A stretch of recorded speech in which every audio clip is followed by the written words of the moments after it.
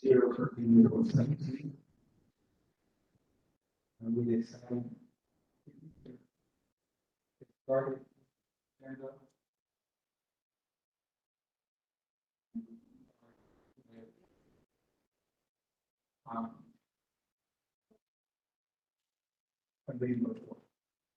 But here, is speaker. No. Yes. Commerce. Here.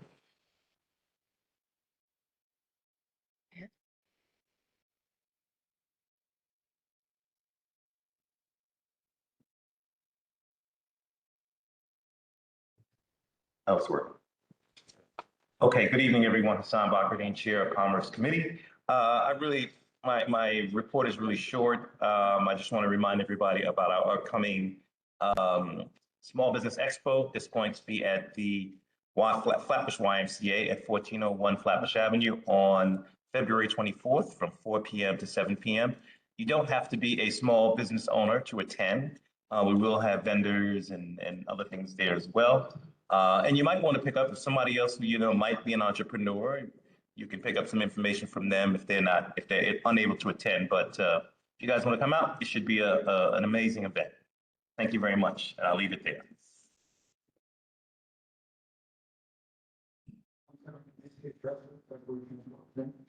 What would it be? 1401 Flatbush YMCA. Oh.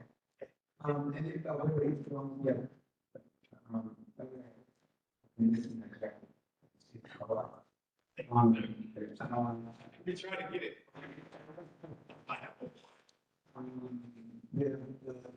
The small business practice. Yes, Did you decide that just now? I did not, because I was trying to get my reports short, but we had to push it back to April. Because of the expo, we had to push that. So,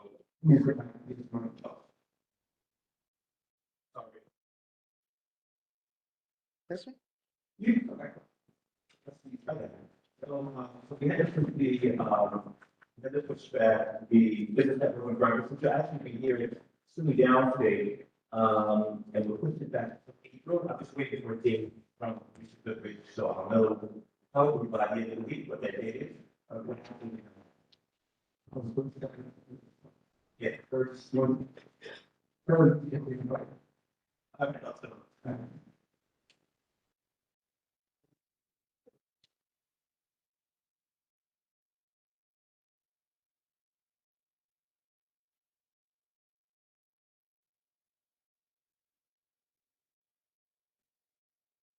So I'm going to be advised that anyone needs to speak to the deadline. Mm-hmm.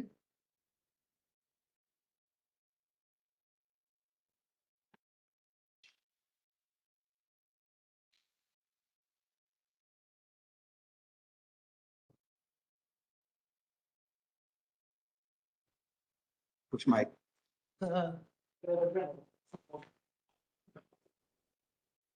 Hi. Melon, can you bring me just move the chair? I'm not speaking. I said, thank you. All right, so I've just been advised that everyone who has to speak must come to this mic. Because online cannot hear us. Okay? All right. Youth Education Youth is not here. Housing Block Association, Dr. Renaud. Dr. Renaud. Did she submit a report? Because she normally does. I'm sorry, I can't hear you. She's excused? Do you know she submitted a report?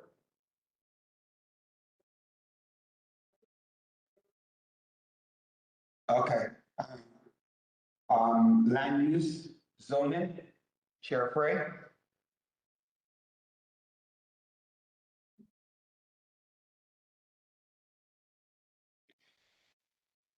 Followed by Parks and Beautification. They switched up none of the other mics are hot. Good evening, everybody. My name is Kwame Afrain. I chair the Land Use Committee for Community Board 17. Sorry, yeah, I got the thing in my head. For Community Board 17 and, mute me? Get it? Thanks.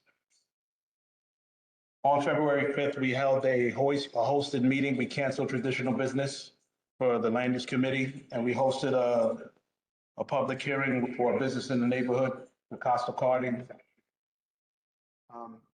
Can somebody just mute his laptop, please? Thank you. Yes? All right. All right, sorry. Double duty today. Yeah, we held a we co-hosted, or basically we're a part of a traditional or non-traditional public hearing for a business in the neighborhood, the Costa Carding. They were coming before us to get support or a letter of support for some upgrades that are needed for their facility. The name may sound familiar. They did come before us last year. We did support the business with conditions. Unfortunately, they didn't get their permitted in time for the construction to start. That wouldn't impact the school scheduling that was actually discussed last year, so they're before us again. They did upgrade their drawings. They provided some of the conditions that we requested via our letter. And this is the beginning process of a 30-day hearing period to get some more feedback and provide some more input.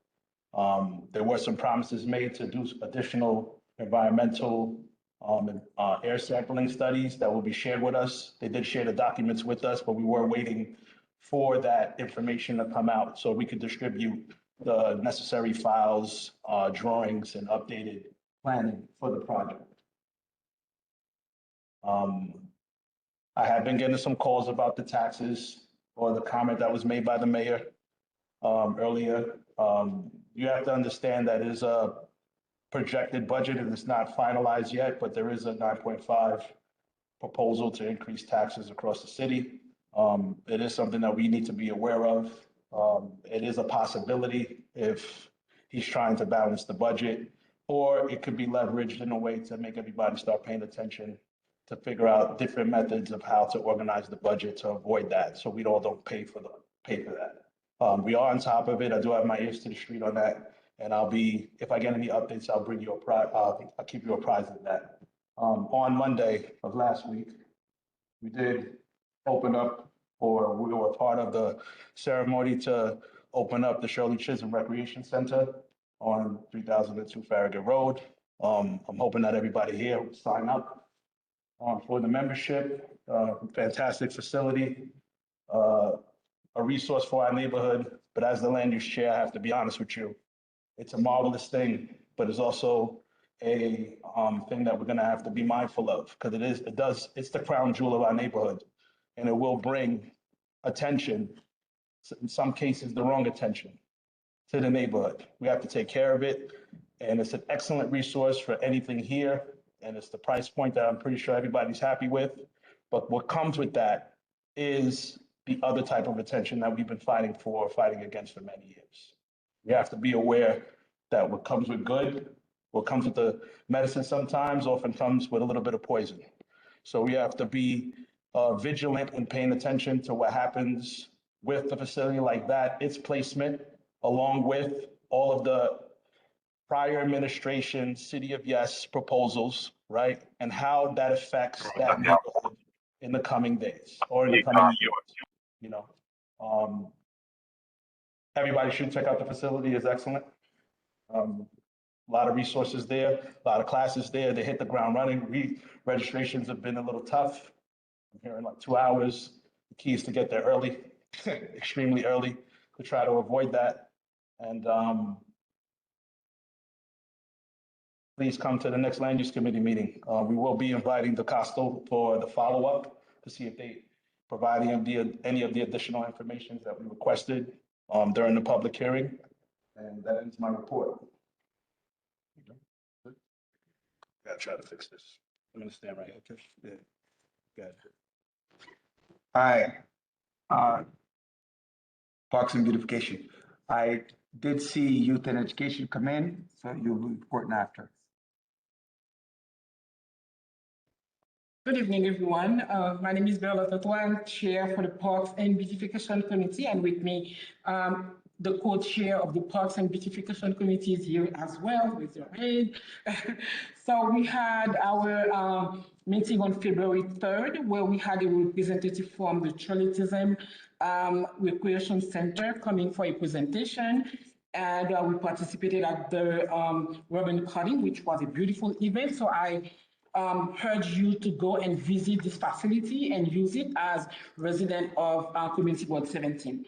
Our next meeting will be on March 3rd. March is National Poison Prevention Month.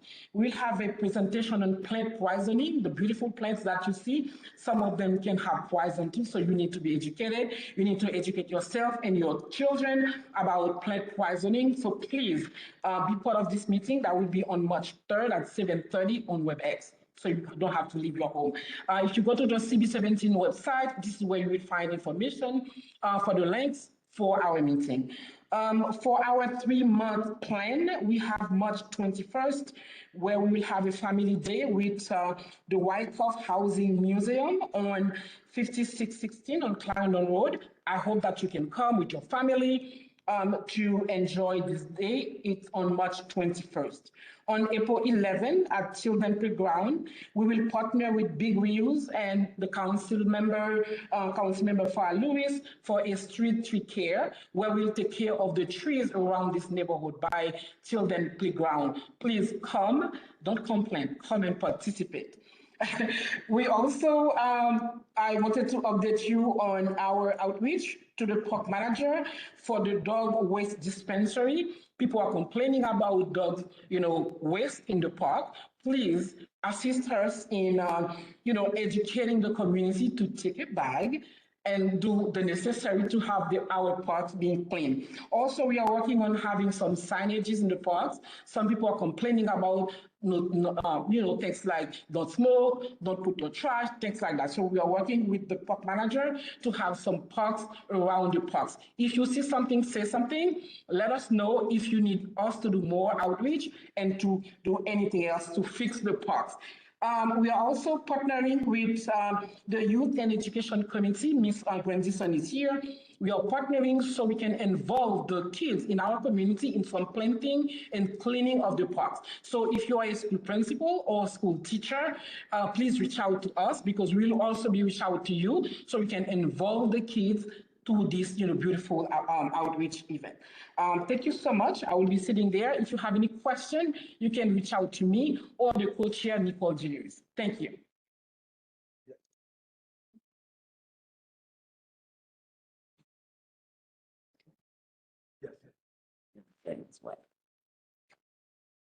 Good evening, everyone. My name is Gail Grandison. I'm the chair of the Youth and Education. Welcome. I came in and I heard my colleagues speaking about the Shirley Chisholm Center, and I ask each and every one of you, get a membership. Get a membership for your kids. I can't even say beautiful is the word, but it's in our community long awaited. Kids from 0 to 24 is free, so you can go online and you can register. It's kind of like a pre-register, because you still have to go to the facility to get your ID and stuff when you do it. But they're going to have summer programs also. So there's so many folks vying for limited resources. So I would say, get on it as early as you can. Go there, you can speak to Tank is his name. I think he's the assistant director. Antoine. It's Antoine. Tank is Antoine. It's his nickname. Antoine is his legal name. And then there's Tamika. They will tell you all about the programs, and especially if you have toddlers, just get involved. A lot of great programs. The one thing I learned is that the swim program that they have there is by lottery. So, as I said, limited resources for a lot of folks. So you have to put your name down, and hopefully, you'll be called. But I say again, please go register. Free for 0 to 24, and the membership for adults is $150 a year. Really great price point. The Youth and Education Committee, you probably saw this in the back. We're having an essay writing competition open to all students who go to school in our community or live in our community. Some really great prizes. You will see you get to choose your own topic and what it is that we're asking our young folks, so this is elementary, middle, and high school, to write a story. It could be humorous, adventurous, or action, Western, science fiction, fantasy, or fairy tale. A story of their own imagination. No AI, which means no ChatGPT, no Gemini, no Copilot. But we want them to use their imagination, be creative. It starts officially opens today and ends on April 18th. I was told, Ms. Frazier said that all the registration and then the rules and submission information, all of that is gone. But if you go on the board's website, you can go on the Youth and Committee page and the information should be there for you to download. I hope, get your grandkids, daughters, sons, niece, nephew, whoever involved in it. I'd love to see a whole intake of essays for us to grade. And then sometime in May, we will do a little reception to honor our students who participated. Our next meeting is on March 11th. We will be starting our youth happening planning. Hope to see you for all day. Thank you.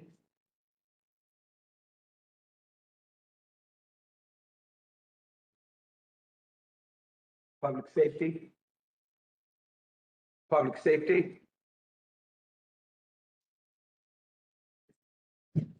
Sanitation, environment. Social services. Personnel. Scrap. No? Oh, you're not feeling good? I know the feeling. Bylaws. Not yet. Not yet. No. That's right. Just stand right there, though. You're next. Good night, everyone. Very briefly, we're in the process of acquiring a new space for the board. We're looking at 2 offices and we narrowed it down to 1. That is my report. Not bylaws. Oh, sorry. Postal services. Communications, do you have a report? Okay, after postal service, where did you go? Chair Westcott? Who's over here? I told you you're next. Where did you go? Sorry. If you have a report, come up. Is that no, you don't have one? Try this one.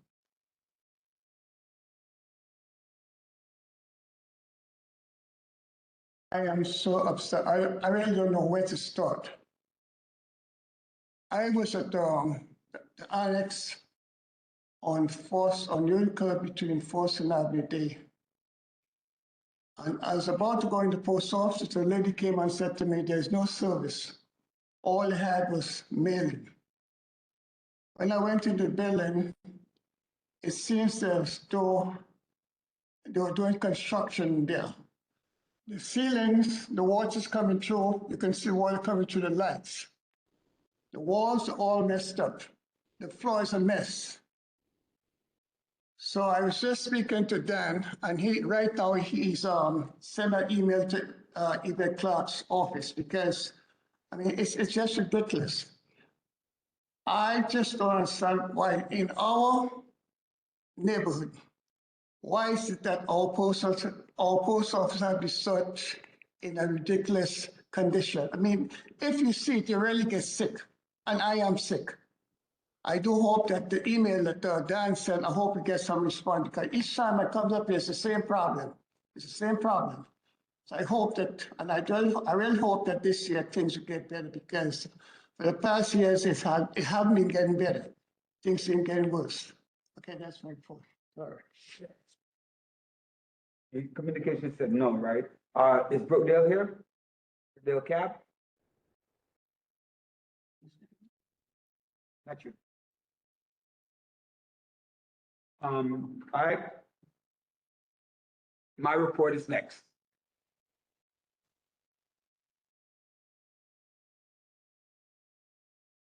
Okay, so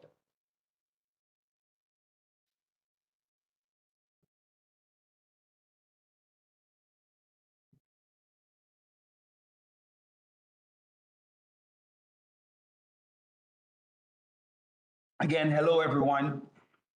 This is Chairperson's report. I'm very excited to be here. I'm very excited to see so many of you as usual. Some of you, your faces are very constant and it's excellent for what we represent at Community Board 17. Throughout this evening, you're going to hear different people talk about the Sheriff Chisholm Recreation Center because many of us, or chairs or the likes, went and visited. I did an individual walkthrough. I don't remember the date, but it was a Friday. It was a Monday or Tuesday. Then I got the place, ladies and gentlemen, is phenomenal. Say it again. Raise your hand if you actually have been to the center. All right, it's definitely not enough hands. Some things we can see through the lens of those who are telling the story, while some things are better done through your own eyes. I know you know how much, if you've been on this work for a while, how much was spent on it, which is $141 million. It is the first community center built around the city in the last 15 years.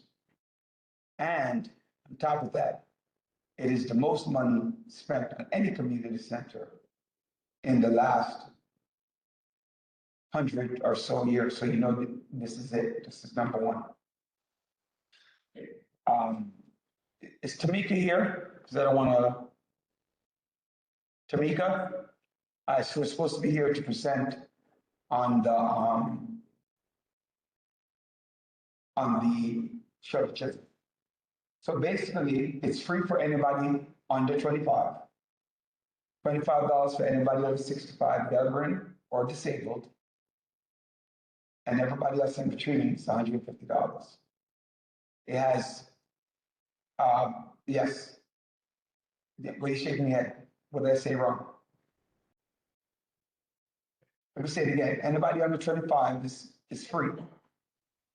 Right? So if you turn 25, you're paying $150. Right? So if you want to get it 24 days, 24 years and 5 months, you get it. It's good for a year. Right? If you're over if you're a senior, it's maybe I have the age wrong, maybe 62.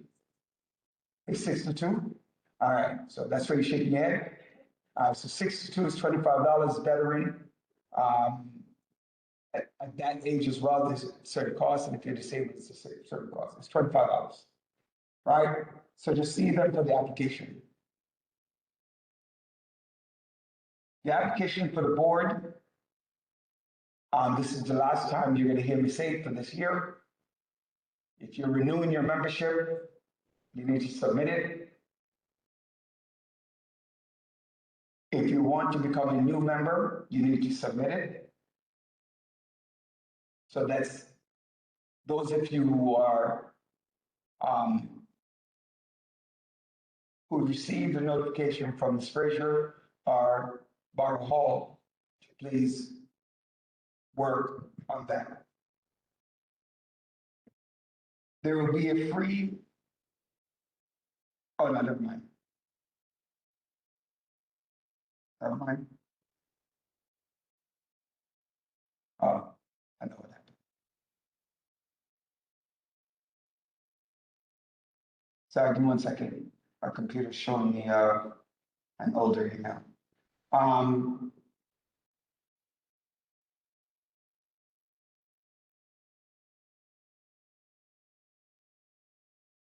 in the last few days, I said that. Okay, so this month is Black History Month. So despite how you feel about the shortness of the day or however you feel about it, I need for us to recognize it.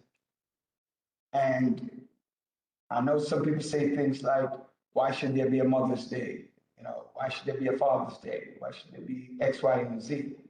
And I say to people, because you bring light to a situation or scenario or person that you know you don't really think about, you think about but not necessarily highlight. Black History Month is there for you to highlight the makings of individuals, the pioneers, the heroes, the heroines of things in Black history, from music to education, from traveling to building to different enterprises. So take a moment and think about some of the things that we enjoy, that if it wasn't for a Black person, those things would not be around. And the very simple things I remember last month when the lights went out. Anybody remember that? The lights went out. Everybody went into a little panic. Imagine if you're living during the time when the Black man did not invent the filament that made light bulbs work.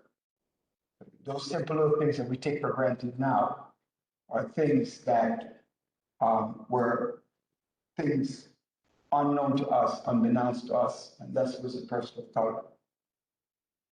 I did a trip to Albany.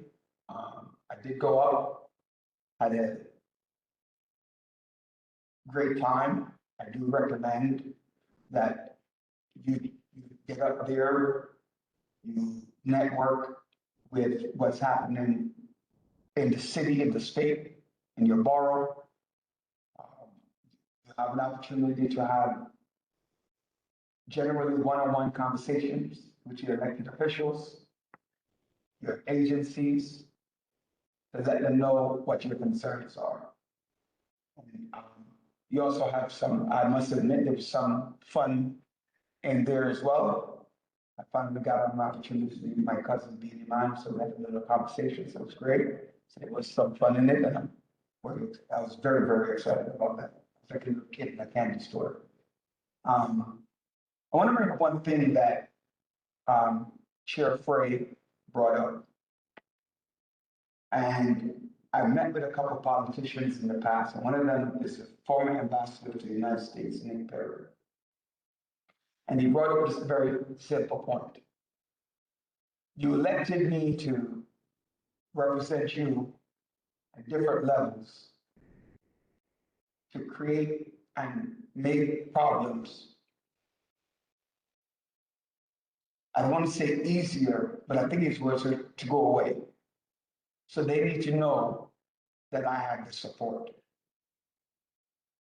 When you don't come to the committees, when you don't show up, and I'm not just talking about board members, I'm talking about the elected officials, I'm talking about the police officers, I'm talking about the members, and I'm talking about the community. When you don't show up to those meetings, and I write a letter, right? It's almost like who's backing me? When the chair of land use writes a letter and nobody's coming to the meeting, when the chair of commerce writes a letter to SLA and there's no support, the letter, though it's strengthened something, it's not as strong as when we as a committee. You know how many things are going on that just show up? I can name you 3 things right now. One, the bike racks. Whenever you do a survey, most of us hate them. The bus lane, right? For me personally, I don't see why the bus lanes are 24 hours. I don't see why the cameras are 24 hours. That's not what they're built for. Right? They were built to protect students in, during school time. They realized it was a money-making machine, they increased it. But again, I don't want to do this, and I'm not going to, but think about it, have you gone towards our public transportation meeting to argue these points? This property tax thing is real. Because if people don't know, Mamdani is very much about tenants, not about landlords or small landlords of the time. He's very much about that. I'm not going to say he's not going to protect some landlords. I'm simply saying that he's more there to protect the tenants. And if you don't stand up and fight, New York City is only going to get more expensive than it is now. So please do show up to these meetings. I'm asking, not just as the chair, but as a person who believes strongly in our community. And I believe strongly that together our voice is stronger. Thank you. It's my report. Any questions for my report? Thank you. State your name and your affiliation to the board.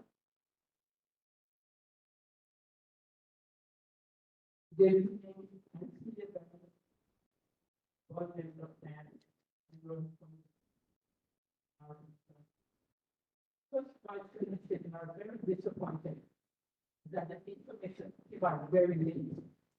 So you wanted to know, see why they were very few people, because you didn't know about it until the very last minute. You mentioned something about Albany. You wanted to go to Albany to do. You didn't say why we're going to Albany. And when you went to Albany was this. Out to the community, so people who would want to go to Albany would know what was taking place for them to go. And the other thing I'd like to say, we should just remember that Jesse Jackson passed and show our respect to him. Thank you. Okay, let me address those 3 points. I think those are 3 valid points. And I didn't remember the third one, so thank you for reminding me. Point number 1, the mayor, it is understanding to me that there are a number of elected officials who have gone out and made a statement that Community Board 17 was responsible for what happened at the Shirley Chisholm Center. I am the chair of the board, and I'm telling you, that's not what happened.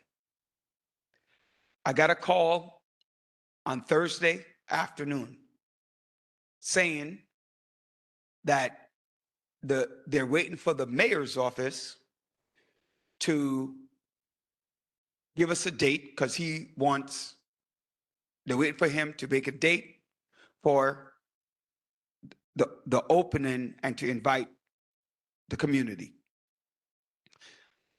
A couple of seconds later in that call, I'm doing a walkthrough tomorrow. Are you able to come? I said, yes. And I invited the parks, the communications, and one more individual, I don't remember who it was, to that walkthrough. The board had nothing to do with the walkthrough. When I got there, I saw 2 other community members outside of the 4 or 5 people from our community board. That's first. During the week, I was in communication with the Parks Department and the Shirley Chisholm Rec Center. So I am very upset. I'm telling you now that when I got to Albany, and before I got to Albany, I hear that there's a thing going around saying what Community Board 17 did or did not do that came from elected officials. That I didn't like. So that week, I'm waiting for this phone call, waiting for this phone call, waiting for this phone call. I finally got the phone call, and the executive board can tell you, I sent out the notice in the executive board or to Ms. Frazier to invite the community board members to come to this meeting. because then the mayor changed the date from February 6th to then February 9th. We sent out the notices. Ms. Frazier, I believe you sent out emails. Am I correct? Please answer with verbal so people can hear. There you go. On Sunday afternoon, I get a phone call from Councilmember Farrell Lewis, which stated that the mayor was upset about how things were going down and that he wanted a small number of individuals to come.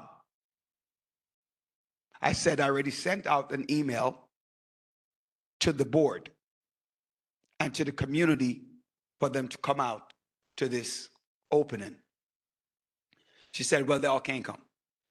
I then sent back an email within the executive group that says that, I'm sorry, I am uninviting you to this event. I then called Ms. Frazier. I told Ms. Frazier what happened. She was at church, or she was coming from church, or wherever it was. And she says, well, I'm not doing that. Why? Because I already sent out the email and it's too late and I can't do that for tomorrow. That's it. I showed up on Monday. I sat in the front row, seat 4 or 5 from the right. Up there were the elected officials, the members of Dr. Haslick's family, and the Parks Department. We didn't even get to speak. As Farrell Lewis was speaking, Ms. Frazier yelled out, and Community Board 17. She says, I'm getting there. One elected official recognized Community Board 17. One. And I believe that was Rodney Spachat, Assembly member. So in terms of what happened with Shirley Chisholm, we at Community Board 17 simply followed orders. We had nothing to do with how that went down. And I was very upset when I got there the Monday morning and I turned around and there were about 200 people sitting in the audience, and I'm saying why we couldn't come. Lastly, the second thing to Albany, I did mention last month that there was a bus sponsored by Assemblywoman Monique Chandler Waterman and Jamie Williams if you wanted to go to Albany. I did mention that last month.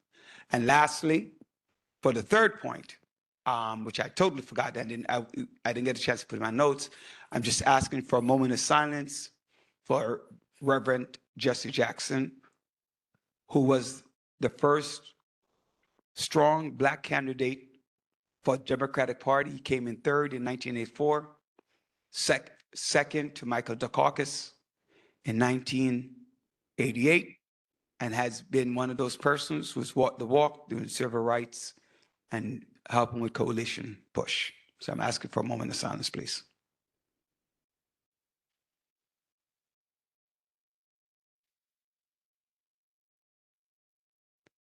Thank you.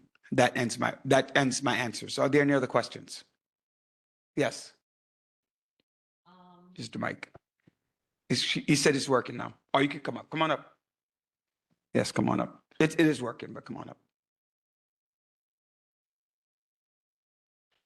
In terms of the invitation to attend the opening of the Shirley Chisholm Center, really disappointed to hear that the mayor said that he only wanted a small amount of folks at that opening, as we in this community has been waiting for it so long. But the most disappointing thing about it is that the family members of Shirley Chisholm were not told about this opening not till the night before, and that's why there was no representation there from the family. Really disappointing that they would have done that and not reached out before to make sure that they were there standing along with everybody else, as that is their family legacy. Yeah. I don't want to belabor the point, but I'm a little bit upset also that this thing was started by Councilmember Jumaane Williams and then Mayor de Blasio, complete with Eric Adams, and this mayor inherited literally did nothing and decided that he was going to dominate what's going to happen. I'm saying this on public record so he can come after me all he wants. That he decided he wanted to dominate what was going to happen with the Shirley Chisholm Center without involving the community who fought for the center to secure the legacy of our, and to keep alive our young people of color who live in this community. So I'm very appalled by that. And I'm stating that for the record. And then to turn around and blame us as if we were the one at fault. It is Ariana, right? Sabat? Chair, Member Sabat. We can't hear you.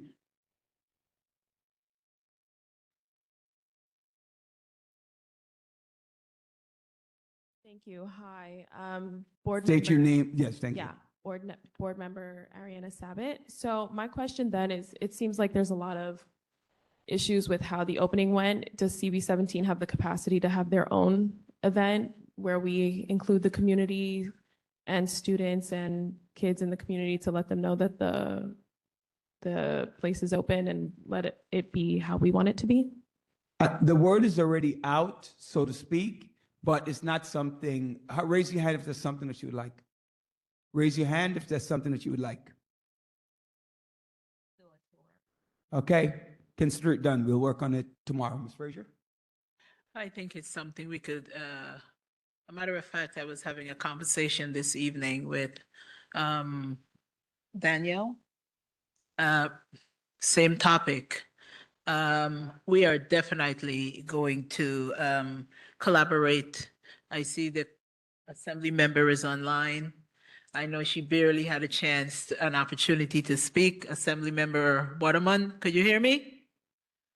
Yes, I can, yes. She barely had an opportunity to speak, so I'm sure that her, Councilmember Farah Lewis and others will definitely work with us. And I'm going to stay on the topic of Shirley Chisholm, who is of Guyanese heritage. I am a Guyanese. I would have loved to see representation from the Guyana Consulate. And I'm sure if anyone is in here from Barbados, they would have loved to see representation from the Barbados Consulate. So that's something that I shared with the rep from Council Member Lewis's office this evening. And definitely we are going to look into something. This is a community center, not the mayor's center. We love the fact that he was there to share in the joy, and really it's a true testament to the power and the vision of to see the project go from blueprint to a stunning community reality. So we were extremely happy to have him there. And I am sure that we are going to work together to have more community members visit and see what the center looks like. I am here to give a report. Last month, I reported on my intent to focus more on community outreach, which has always been a concern. Unfortunately, Ms. Farah resigned, and so we were back to square one right now. We do have a new staff, Ms. Ayanna Sinclair. She was officially hired on February 2nd. She took over the social media platforms, and she continued to familiarize herself with the workings of the various committees. I know she's community-minded, and I have no doubt that she will do a great job. I am presently in conversation with Brooklyn College regarding an intern.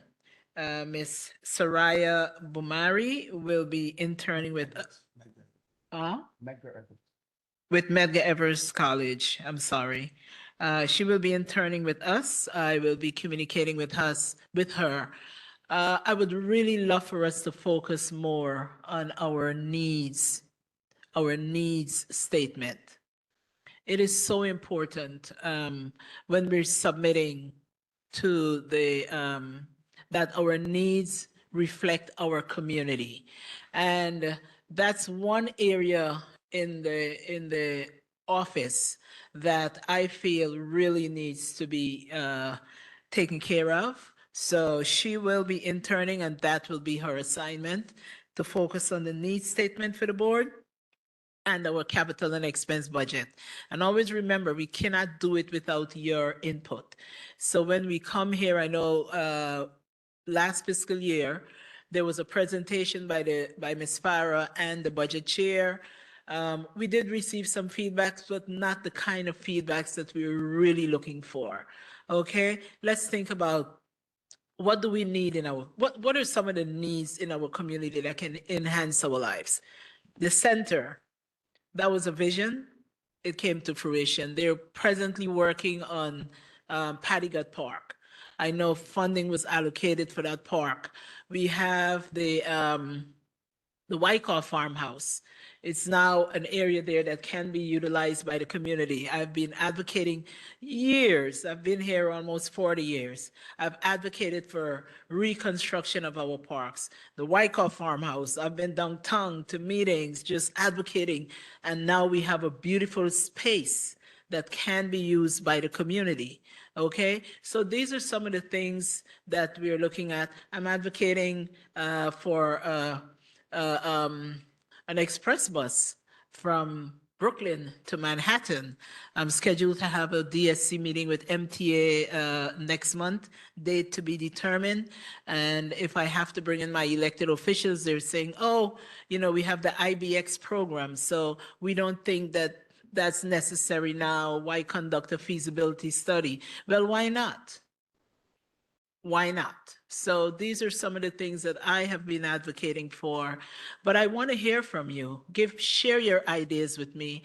I would know how to put it in words and get it into our elected for them to, and the agencies that are responsible. So at that meeting next month, we had a number of outstanding issues that needs to be addressed. We need to continue our conversation on traffic enforcement during sanitation, alternate site parking. Drivers are not moving their car. So we are going to work with enforcement to ensure that when sanitation is out there sweeping the streets, I'm not getting calls, oh, my street wasn't swept yesterday because the driver didn't want to move his car. Enforcement is going to be driving along with sanitation, and we're going to ask them to issue tickets during those cleaning hours. I also need to, how about the snow? I hardly had any complaints in the office about snow removal after the storm. I had a lot of complaints regarding garbage pickup from the alleyways. So if you don't call, I wouldn't know. If you don't call, it means that you don't have a problem. So, but I need to talk to sanitation to ensure that they had all the necessary equipment. If not, we are definitely going to have to advocate for the manpower and more equipment if needed. So that's an issue that we're going to address. And also, I talked about an express bus. The mayor has the Office of Mass Engagement. I did receive a call from a liaison. It would be great for him to come to attend one of our meetings and introduce himself, because we would like to know, what are the mayor's plans for District 17? And always remember, go online, look at the budget, look at what's happening. Yes, there's talk about increasing our taxes for small landlords. I'm sure we have many in this audience tonight. It's not easy when our salaries are not being increased, but our taxes are being increased. So those are some of the things that I will be discussing at our next district service cabinet meeting, which is open to the service agencies and members of the executive board. And with that, I am going to close. It's already 8:05. If you have any questions, I'll be more than willing to answer. Any questions for the district manager? Yes, go ahead, state your name and affiliation from over there. You were saying something, Chair? There's a hand raised online. The young man right there. Yeah, hi, my name is Josh. I live on Beverly, between Rogers and Bedford. Yeah, I think one of the ways that this community can benefit from something that's already in place or in progress is that zoning, the rezoning. We attended a meeting back in December. Chair, I think you were there with the council members, and it was about trying to work on zoning so that there's more affordable units that are more accessible by people from the neighborhood or from the surrounding areas, as opposed to people coming in from elsewhere to take up units that are supposedly affordable that aren't actually affordable for most folks. So that was a big part of what we were discussing when we were talking about our dreams for this community.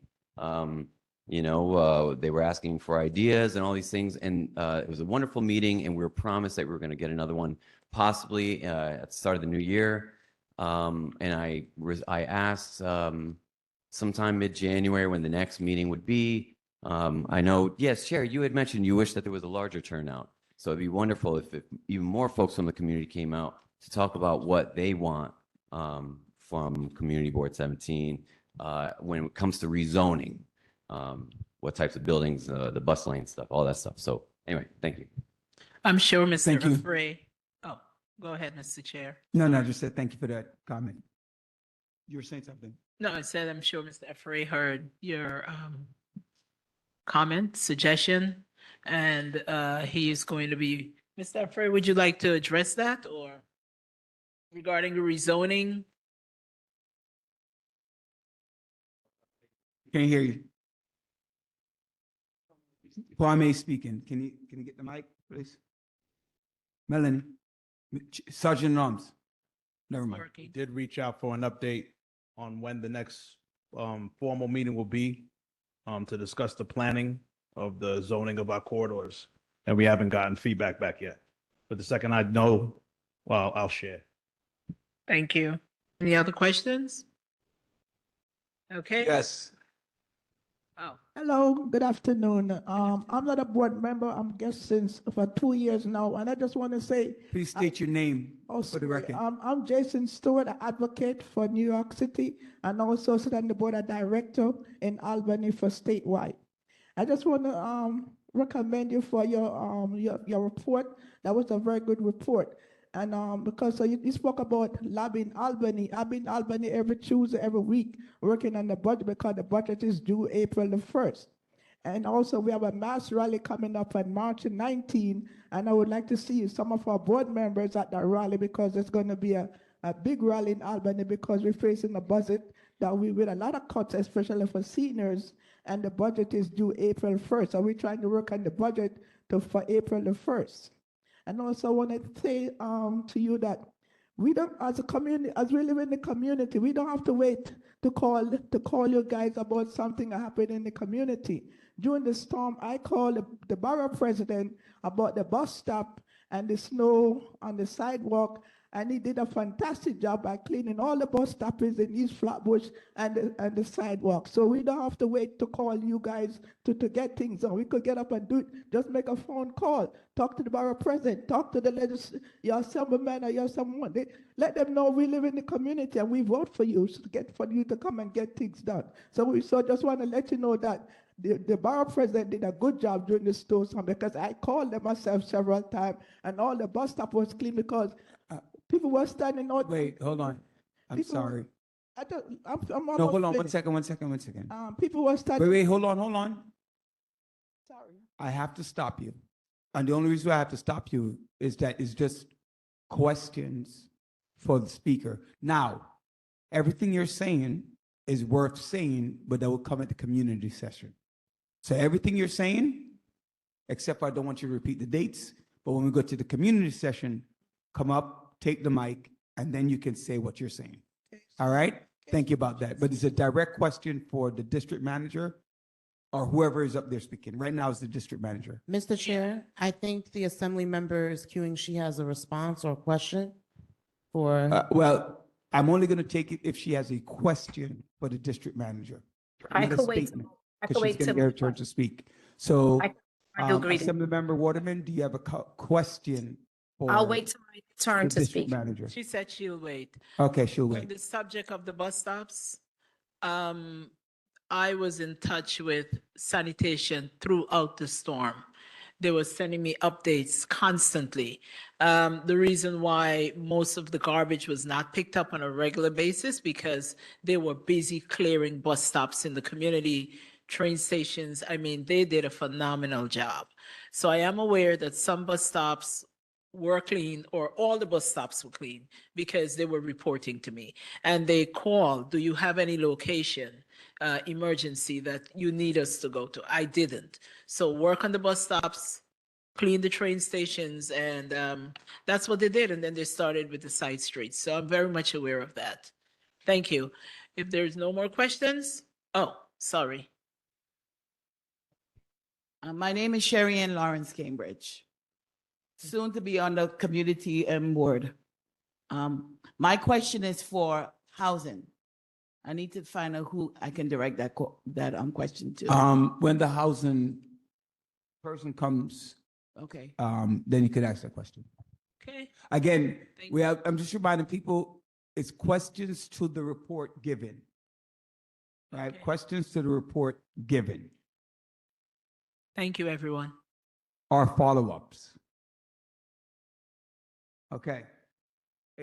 Agency report. Lieutenant Chauvet?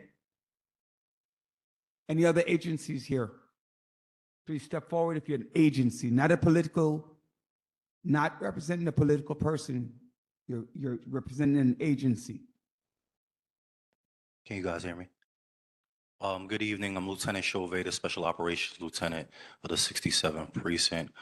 Deputy Inspector Beauvoir could not make it. He sends his regards. Just want to go over some things that are happening in the 6-7. We're down in shootings. Right now, we are down in homicides. We're down in robberies. We're down in a lot of categories. But where we do see the uptick is in grand larceny auto, right? People are leaving their car running, right, as they go to the store, right, getting ready for work, right, certain things like that. We got to make sure that we do not leave our car running. That's a trend that we're seeing in the 67th Precinct, right? We want to make sure, guys, right? I know it's cold, right? I'd rather you guys deal with being cold than get your car or your property stolen. Please, please, guys. Another thing that we do see, guys, is a lot of pickpockets on the bus. When you guys are traveling, I know the bus gets crowded. We have to be cognizant of the people around us, right? We got to make sure our property is secured, our wallets, right? Don't put your wallet in your back pocket, right? I would not suggest that. So these are the things that are going on. In addition to that, unfortunately, on Saturday morning, we did take a homicide inside a club on 9508 Church Avenue. We want to make sure, guys, when we are going out, right, we make sure we don't get in disputes in the club, right? Obviously, the club has to have their own security, but obviously, we do see an uptick in that violence. We have some tow operations happening. We have a tow operation happening tomorrow.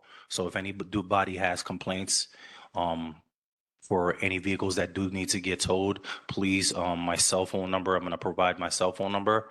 You guys can send me a picture of the vehicle so I can send to my officers so they can tow that vehicle. We have it partnered with our traffic safety unit. It's going to be 917-683-9332. That's all I really do have. If any questions, concerns.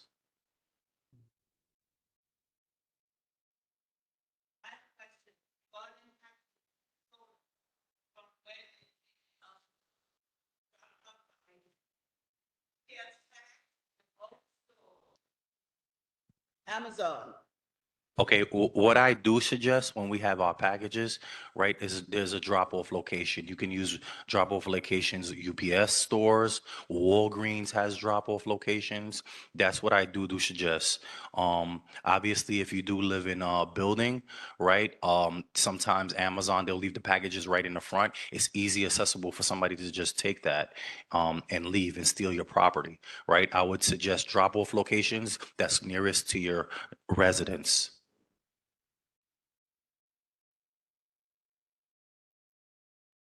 Okay, any other questions for the lieutenant? Yes, Mr. Gabriel. Hi, I seem to recall, maybe it was last month, you had also mentioned something about deed theft. I can't hear you. I think another time you spoke to us, you said something about deed theft. Yes, grand larcenies from our elders where they're getting phone scams. Definitely still an uptick in grand larcenies throughout the city as far as elderlies getting a crime of opportunity, given a phone call, whether they say that a relative is in prison and then they Cash App or Zelle, right? In addition to that, we had many instances where people are acting like they're postal workers, picking up money. In addition to that, right, we got to look after our elders. Our elders are so important, right? I would commend you guys to check up on your mother, check up on your father if she's an elder, older than 75, 67 years old, right? These little solutions can really solve the issue, right? Checking up on our elders, right? They shouldn't have access to their bank account, right? Obviously, right, we see definitely a difficult situation with that, but access to the bank account, if we do see an issue such as Alzheimer's and stuff like that that is happening, right, when we get elderly, we have to take their bank account away. Anything else? Thank you. Thank you. Thank you, Lieutenant Chauvet. He's going to be in the back for a couple of minutes if there are any questions, and he has some officers with him. Hello, officers. All right. And again, if you're standing there, you must be an agency that says something like .gov as your email. So if your email is not like, I don't know, Department of Health .gov, then you're not an agency. The library, Brooklyn Public Library .gov, something like that. NYC or something, then you're not an agency. If you represent an organization, that's different. You're not an agency. Go ahead, sir. I'm going to stop you if you're not an agency. I'm just telling you. I'm from Brooklyn Public Library. Perfect. Perfect. Hi, everyone. Good evening. I'm Ryan. I'm the Assistant Branch Manager at Brooklyn Public Library, Clarendon Branch, just down the road. Just some updates for us there. Our team for the Robotics League placed second, so now they're going to the regionals. Congratulations to them. And basically for the month of March, we have some new programs to offer to the community. One is going to be on the 26th. We also have our everything I'm mentioning here is going to be on our flyers and calendars that are in the back there for you. So anything I mentioned, you can grab as you see fit. On the 26th, we're going to start the Bookworm Club from 6:30 to 7:30 for adults. So if you have a great book that you want to promote that you read, please come and bring it. We also have movie night for adults. It's going to be called Love Brooklyn, starring Roy Wood Jr. from 5:30 to 7:30 on the 24th. We're also going to have Teen Crafting Hangout every Friday from 4 to 5. We have our playtimes on Thursdays and Saturdays from 10:30 to 11. And we also have Ask a Tech. So if you have any other questions about computers or anything like that, that's every Wednesday from 11 to 12. We also have Makerspace on Tuesdays from 3:30 to 5. That's for any children that go from 6th to 8th grade. That's building, that's engineering, anything like that. If you have children that you know that are into science, please promote that. And I would say that's about it. Thank you so much for your time. Thank you. Any other agencies? Okay, the hospital, nothing? Okay, not a problem. I'm sorry that you guys sat down, but it's now time for the community report. I am so sorry. So if you are I did see Tyron, which is Project Echo. Everybody who sat down just now? Yeah. So community, that includes you, Samantha. Community session. Anyone from the community who has anything to add, that you want something to say, is the time for you to come forward, including you, young lady in the back. Yes, ma'am, unless you're done. You sure you're done? You had a lot of good things to offer. Yeah, yes. So there are two mics. Okay, wait. So hold on. There are two mics, mic 1 and mic 2. So I'm going to alternate between mics. So if you walk across to mic 2, after mic 1 speaks, then I'll go to mic 2. Then I'll go back, and back. Understand? So there are two mics. Samantha, take one of the mic. All right? Go ahead. Make sure you state your name, organization, and affiliation, or whatever your comments are going to be about. Don't speak on the mic. Okay. Hi, good night. I'm Ruth Ann Goodrich. I'm the outreach coordinator for East Flatbush Village. We'll be having a pantry with PS 235 every Tuesday. This is with City Councilman Rita Jones. And there will also be I'm sorry, was it Rita Joseph? Rita Joseph, sorry. And thank you for correcting me. Appreciate it. Yes. And I'd like to thank everyone who attended our Caucus Albany bus trip. We had 89 people in attendance. That included the youth and the community members. Also, we had our snow cleanup initiative with District 42, 45, and 58, and we did 100 elderly people, residents. And from our legislative breakfast that we had on January 30th, we are having another initiative with Barbados Council, and this called Together We Recreate, and they'll be having a workshop teaching the young people about the culture of Carnival, and we'll be creating their own costumes for the Eastern Parkway Festival. All right. And that will be on February 28th. All right, and you have flyers in the back? Yes, I do. All right. So thank you. I did not remind you, it's 2 minutes to speak. Okay? As our Sergeant at Arms will just walk over to you when you are broaching that 2 minutes. Mic 2. Good evening, everyone. My name is Shawnee Samuels. I'm from Bridging Access to Care. I just wanted to share some quick events that we have coming up. We do have our fresh produce giveaway where we give away food boxes at our office. Our next event is going to be on March 13th. It is the same office as the Flatbush Gardens Management Office, if you're familiar. So that's the same area. This week, we are also... Huh? Tell us the address. The address is 3301 Foster Avenue. It's right on the corner of Foster in New York. We are also having our movie night this Friday. It's going to be at the Flatbush Gardens Community Center, which is 1404 Brooklyn Avenue. It's from 5 to 8. It's going to be family friendly and centered around Black History Month. We also have this Saturday our art workshop and our chair massage, both at our community center, the same address, 1404 Brooklyn Avenue. Anyone is welcome. You can get a free chair massage from a licensed professional. And then afterwards, you can join us with a professional-led art course as well. So those are some of our events that we have coming up. I have the information in the back. And just as a quick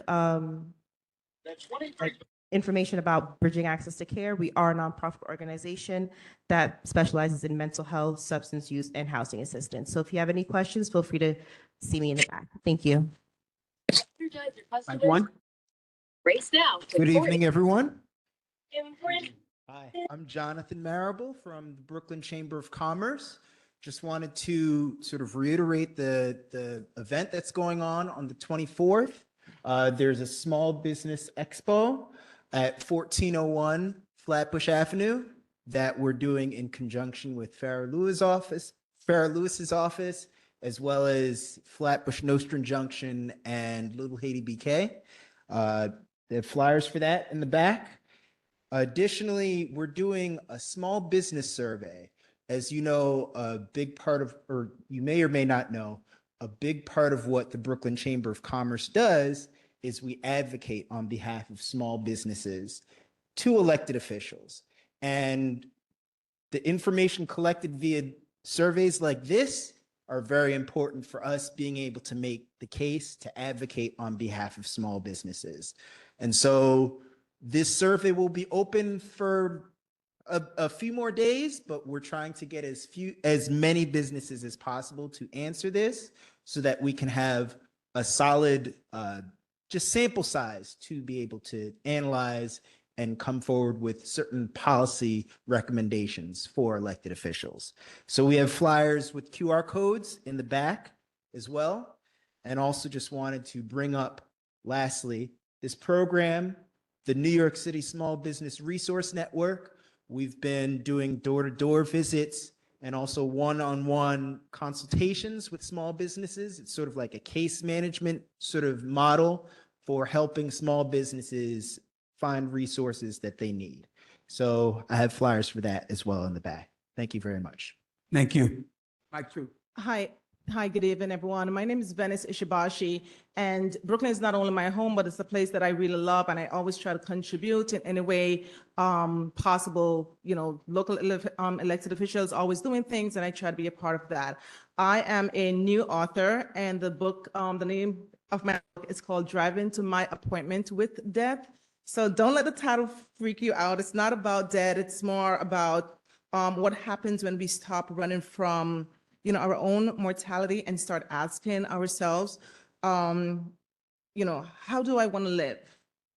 Okay. And so with the book, it's more focuses more on how do we live our life in between. And sometimes we do get burnt out, whether it's by work, relationship, or just life itself. And we just need to take a pause and just, get that together and don't focus so much on the end, but it's just how we live our life in the middle. If you have any questions, you feel free to ask me. Do you have the book? Thanks. Yes, I do have the book with me. Can we see the book? Sure. So the book can be found on Amazon, Barnes and Nobles, and Walmart. I'll get the book. Can we see the book? Mike 1. Thank you. Good evening, everyone. My name is William Chambers, representing Public Health Solutions, specifically our social care network. I serve as a Brooklyn Community Engagement Manager. And right now, the State Department of Health is paying for services for people who are on Medicaid. So if anyone has Medicaid, you can come over here. So if anyone has Medicaid, if you know of any family members who have Medicaid, Medicaid is paying for services within housing, food and nutrition, and transportation. So for example, with housing, you can get certain utilities bills paid.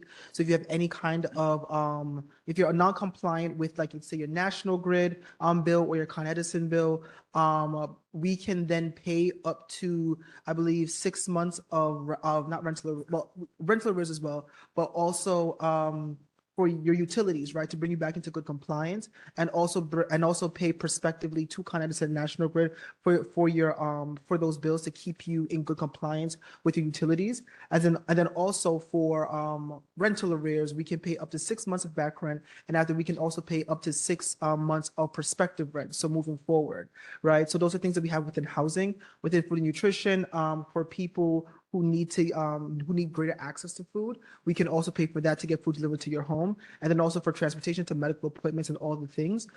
So all you have to do is just fill out a self-screener. So if you go to the Whole U NYC website, you can then go on the Find Services page, click your borough, which would be hopefully Brooklyn for most people. And then after, you can then fill that out with your Medicaid ID, and that will get you connected to services. So for anyone who's on Medicaid, there's free services to Medicaid members that will expire in March of 2027. So we want to get every single Brooklynite screened for those services. So any way that I can work with organizations or work with community stakeholders in order to get this information out to all Medicaid members, we would love to do that. We're also partnering with National Grid on Friday, this week, Friday on the 20th, from 11 to 3 p.m. National Grid is having an expo in Brownsville, 1535 Pitkin Avenue, Brooklyn, New York. And we will be there also screening Medicaid members. So if you need any help with your National Grid bill, There will be representatives from National Grid there to help you, to answer any questions in relation to you being a National Grid customer. And then we will also be there for you or anyone else who's a Medicaid member, kids as well. We can screen children who are Medicaid members, babies who have Medicaid. So even if you're not eligible for something, your child may be eligible for something, and after they can get the resources go to the home. So definitely want to connect with all Medicaid members and with stakeholders who have proximity to Medicaid populations. Thank you. All right. The time is up. You have flyers in the back, I'm assuming. Can I ask a quick question? What's his website again? Go ahead with the question. Thank you so much. Arnold Lipkin from Is IDCC. there any way that we can get those questions?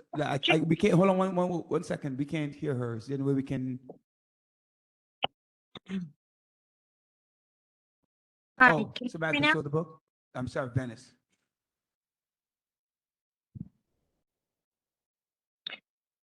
What's the website so we can? I do give daily quotes, so check it out at Venice Ishibashi. And again, the book can be found on Amazon, Walmart, and Barnes and Nobles. Okay. How much is it? So the hardback is $25 and the paperback is $15. That's free. I would suggest that you pass it around to the audience. IDCC, try them now. That Mrs. Sabashi, if you want to pass it around to the audience so they can see it, it'll be fine. Go ahead, person online.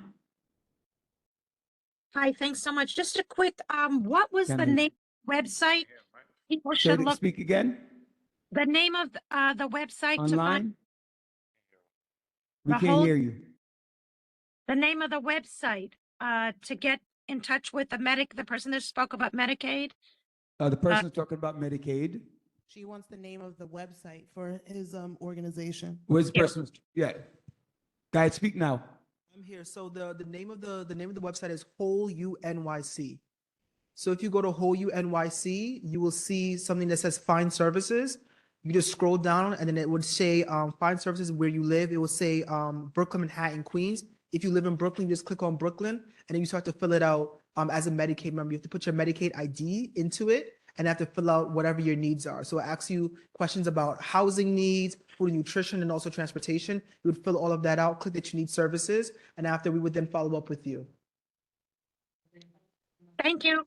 You're welcome. Yes, Whole U NYC. All right, the one thing I want to tell for everybody who's on the mic, you have to kind of like speak louder because it's hard to hear you. And we also, the meeting is being recorded and the audio is going to go blah, blah, blah, blah, blah. And we don't provide good minutes after that. Mr. Stearns. Peace and blessings, everyone. My name is Tyron Stearns, Community Coordinator for Project Echo. Just a quick update. Project Echo organization is proud to announce a major milestone in our community safety. We are at 106 days and no shooting, and we are at 402 days of no killing in our catchment area. And just one quick announcement, this Saturday, February 21st, we'll be hosting our annual Black History Showcase at My 11 Middle School at 6 p.m. And we invite the community to come out to celebrate Black history and celebrate youth excellence. Thank you. Thank you very much. All right. And that event is again 6 p.m. at My 11, 5909 Beverly Road, okay, on Saturday, the 21st. Thank you. It's kind of nice to know like where community places are, right? Lived here long enough. Legislative report. Everyone who's representing or is a legislator, Ms. Chandler Waterman, Assembly member, you're online. Yes, I am. Thank you so much, Chair. Thank you to Community Board 17 board members and our district manager. Happy 100 years of Black history. And I just want my condolences also to go out to Reverend Jesse Jackson, family and friends. My condolences also go out to Philbert Cole and his family. He passed away after shoveling the snow when we had the big snowstorm. His life partner, I believe, was a member of Community Board 17 as well. So we did have his funeral. I was able to represent and bring my condolences with my team.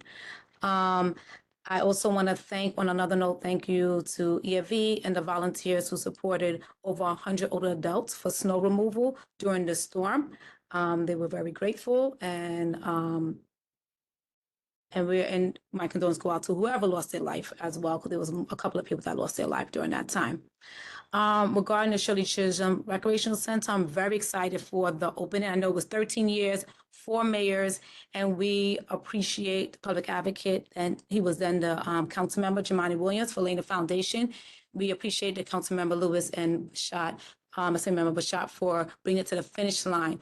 So I was part of that initial planning before I was elected, as many of you were, from the community board and just in the community in general. So this was definitely a great example of it's not an I thing, it's a we thing. So we are very excited about that. And with that being said, when the first groundbreaking happened, there was issues with invitations. I wasn't invited, and there was a lot of issues with certain electors being invited. So I would be cautious about saying that the mayor was the reason for the invitation issue. I think we should make sure there's a mayor representative that can speak to that.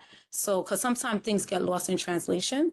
And I know as an elected official, that happens a lot where we're blamed for stuff that is not really the actual case. So I would like to think best intentions. So I think we should get clarification from the mayor's office.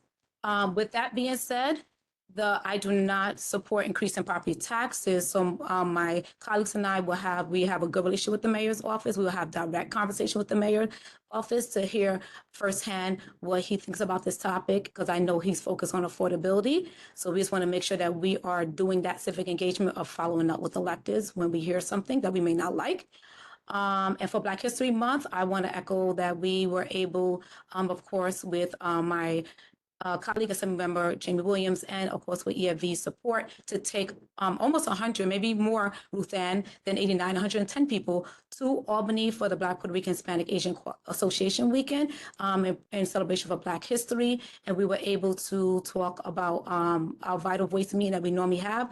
We pushed it to Albany, and we were able to talk about the expansion of Office of Victim Services to make sure that our survivors get the support, and making sure that information is not a well-kept secret. We need to make sure people understand how to access it, and also making sure that reports are public online, and expand compensation around victim services and eligibility, especially when it comes to contributory language. And we also talk about expansion of community schools. Absenteeism is related directly to a lack of wraparound services and family support, and we want community school concepts in schools. So those are some of the things that we focus on when it came to the association weekend, and also mental health, with Daniel's Law being fully passed, so we could figure out what it looks for the Black and Brown community when it comes to mental health, and sustain and support Caribbean islands. As we know, we had devastation when it came to Hurricane Melissa with Jamaica, so we did focus a lot on that. I will end off with, we did a great walkthrough of Utica Crescent affordable housing. They will have security, the laundry room on every floor, gym, fitness center. There's a courtyard with garden. There'll be a big supermarket. One Brooklyn Health will have a dialysis center, I believe, with some type of medical facility on site. Parking garage, 54 cars, outside 38. There's bike racks, battery storage for e-bikes, so people won't catch on fire. Technology, community room, playroom, all type of stuff. So we're very excited about that. They're doing the lottery now. They're calling and doing interviews. They did over, I think, almost 200 interviews, and they're going through the list. So I just want to definitely thank everyone for getting this out, the partnership with Community Board 17 to get that information out. I do have my team members. I know Dorothy and a couple of my team members are there to give him some information, but I would end here so I could be invited back to speak, because I know I'm over time, but thank you so much for the time and allowing me to speak. Thank you so much, New York State Assemblywoman Monique Chandler Waterman. I appreciate you. January to June, we're in Albany. So a lot of times we may not make it to this meeting, but our teams will be there and flyers are in the back. So thank you so much. I don't know if we're doing questions, but I am available if that is the protocol. All right, thank you very much, Assembly Member Chandler Waterman. Just want to, and I see Jelani here representing the mayor. I just want to reiterate that I received notification that the mayor's office wanted to be the office in control of the event on the Monday morning, and that the Community Board 17 was responsible for what was happening within the debacle. I'm just telling you that's the message I received. Just want to be clear. And that's almost verbatim. So when the mayor office comes up or any other elected comes up, they can address it. Go ahead.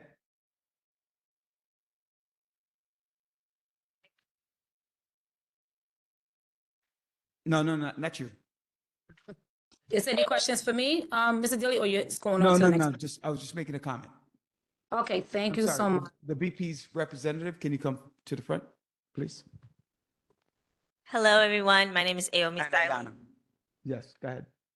Hello, everyone. My name is Aomi Styling. I serve as Director of Community Affairs. State Assembly Member Brian Cunningham. He represents the 43rd Assembly District. So in the back, we have 3 flyers. We have our constituent services flyer. So it pretty much outlines all the services we provide in the office. We have 10 and Thursdays to address all housing needs. We have a housing specialist that sits in our office each Thursday. It's appointment only, so you have to call. It's 718-771-3105. That's 718-771-3105. But there's flyers in the back for my information about this.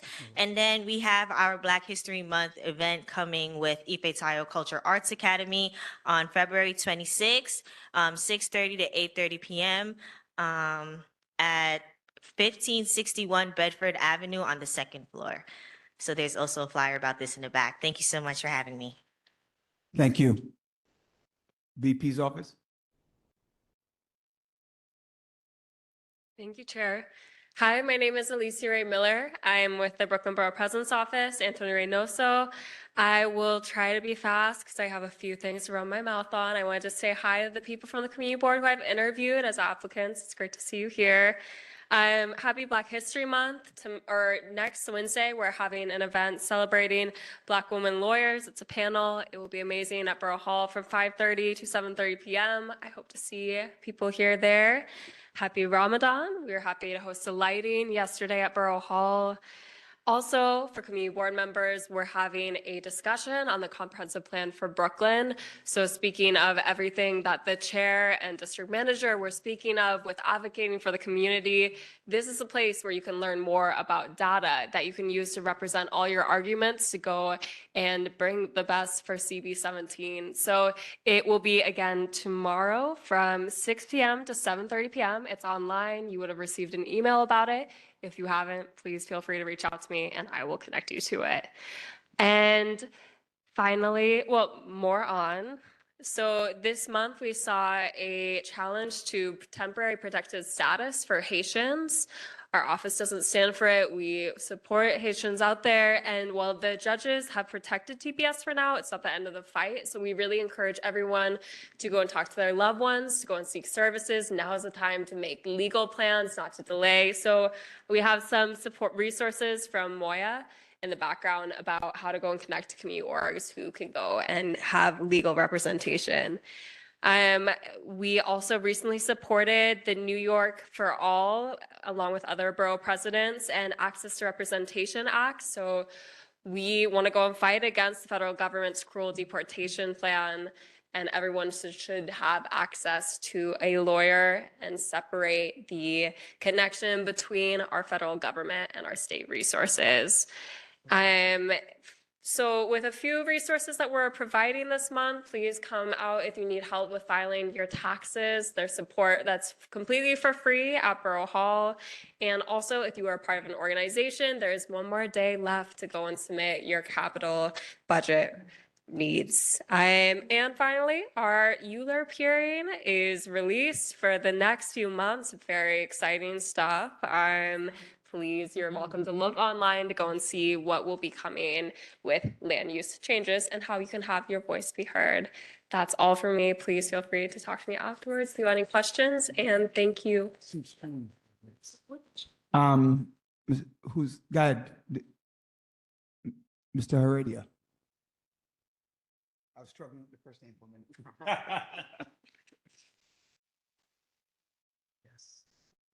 Good evening, everyone. My name is Daniel Heredia. I'm here on behalf of Councilmember Farah Lewis. Thank you so much, Chair Daly, District Manager Frazier, for allowing me to speak on her behalf this evening. Firstly, I want to echo the recognition of the passage of Reverend Jesse Jackson, who passed this week, who was a civil rights icon, who set the path in this country that it's being Black in America is not a burden, but is an opportunity, in the words of Councilmember Lewis.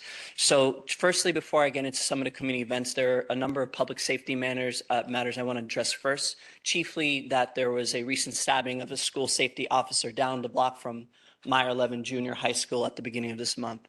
So we immediately got in contact with the principal of the school, and we're working to bolster the school safety presence in and around that area and other schools in the district. We know that the budget is strapped, but we are looking to, especially in this budget that's coming up, to increase baseline funding for cure violence, for safe passage, to make sure that we have safety for our youth coming in and out of our schools in the area. Also, just want to mention a statement that the council member put out this week. The preliminary budget was released. This is a baseline that all of your elected officials, including the council members who cover this district, will be using to negotiate a budget when it passes in June. Councilmember Lewis is very much against the preliminary budget proposal to increase property taxes by 9.5%. That would be the largest increase in property taxes in 2 decades. It's a deeply troubling signal for a lot of the working families and communities that make up districts like ours, and it's only going to push forward the flight that we're already seeing to other cities and other states in this country from New York City. So that said, we are having a homeowner benefits information session on March 3rd. Feel free to approach me about this if you're interested.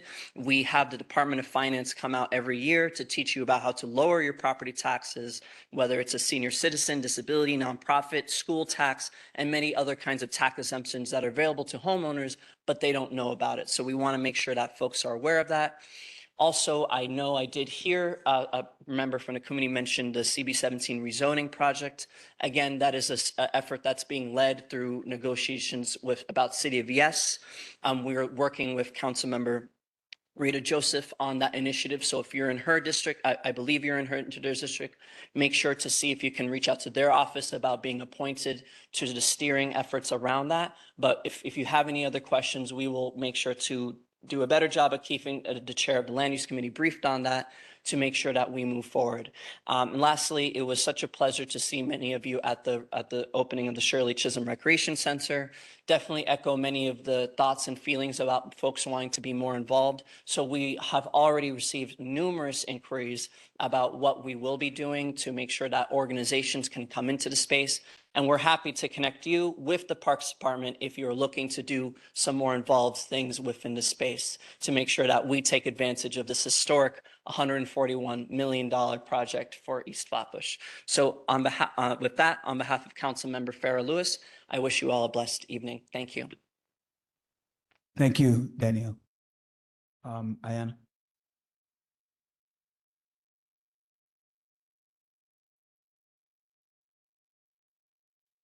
Good evening, everybody. My name is Ayanna Williams. I'm the Chief of Staff for Councilmember Darlene Mealy, who represents the 41st District. I'm just going to get straight into everything. I know it's been a long night already. So on Mondays, we have 2 immigration attorneys that come to our office. They're there from 9 to 5. We have one that does walk-ins, one by appointment only.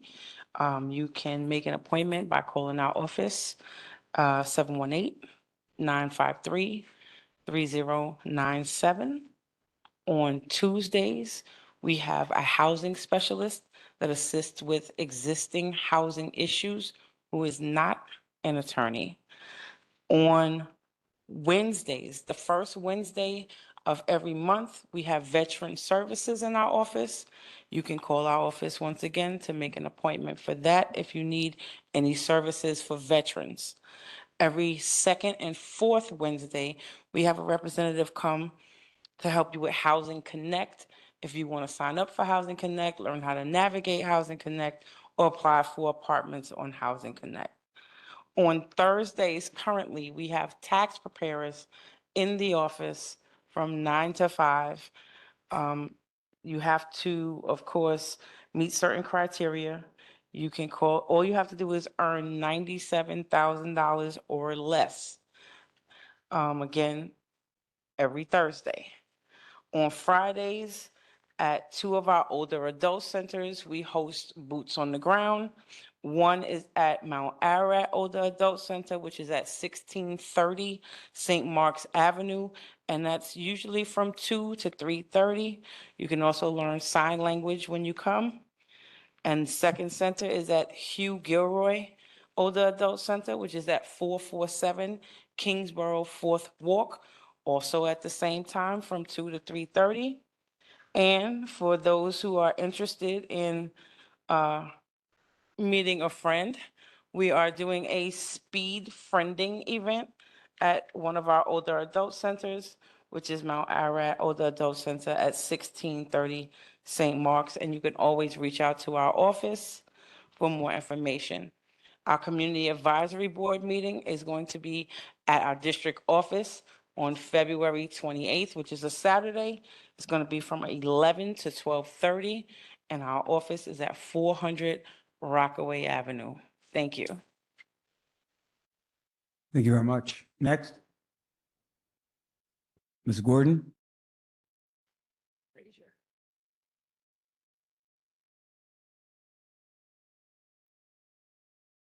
Three minutes. Yeah, I'm not gonna, hi, I am here representing Assemblywoman Monique Chan Waterman, so I'm gonna be very brief because she said a lot of things already in terms of the legislation and what's happening in the office. A couple of things that, first and foremost, let me say happy 100th Black History Month. A lot of folks don't know it's been 100 years. If it was first initiated in 1926 and was only 1 week long, and then 1970 it became a whole month. So happy 100th year of Black history. And again, also my condolences to the Reverend Jesse Jackson's family and his friends and loved ones, because he was an icon and he deserves acknowledgement. The only two things I want to just mention is that every month we have a Vital Brooklyn. It's like a town hall style, and we have resources. And this month was in Albany, so our town hall was in Albany in Caucus Weekend or Association Weekend. Our next one is March 21st from 1 o'clock, and it's going to be at IS 285. So mark your calendar. Mark your calendar flyers in the back, and it's going to be for youth and adults. And the meeting is going to be focused on small businesses, entrepreneurs, workforce development, job fair, and solutions to public safety as well. So please come out, mark your calendars. And also, I just want to recognize Housing Thursdays that we also have every month. Every Thursday by appointment, please come out if needed. I have to always mention that because it's very vital. And every second Friday, we have an autism session for parents. So again, you can make an appointment. Very important topic. A lot of people need the service and don't come out, but a lot of people come out. So to let you know that our office provides that service. And we are still going strong with our food pop-up that we have every second Thursday and Thursday. And the next one is tomorrow from 3 to 6, while supplies last. So you get your fresh produce. We know there's a lot of food insecurities in our community, and we're here to help on that front. And that's all I have. Again, March 21st, our Vital Brooklyn. Any questions? If not, that's it. Thank you. Can you give the location of your office? I don't remember hearing it. Okay, 903 Utica Avenue. Thank you, Bob. And that's where the food pop-up is going to be located tomorrow. Thank you. There's a question online? I'm sorry, is that a question online? It's the Assembly member. Go ahead. I'll make one question. So it's Assembly District 58 Vital Voice Community Meeting, and this is in light of the public safety incident we talked about a block away. So we work with the school, and we're going to do this Vital Voice in lieu of the principal is going to do a public safety town hall with community members around public safety, but we're going to do this town hall first with the youth to get them engaged in a positive way. So it's our Assembly District 58 Vital Voice monthly community meeting. Thank you, Chair, for allowing me to make that quick Is that addition. the same announcement as the one on the 21st? Yes, it's the same thing. Yes, I'm just letting you know. Okay, thank you.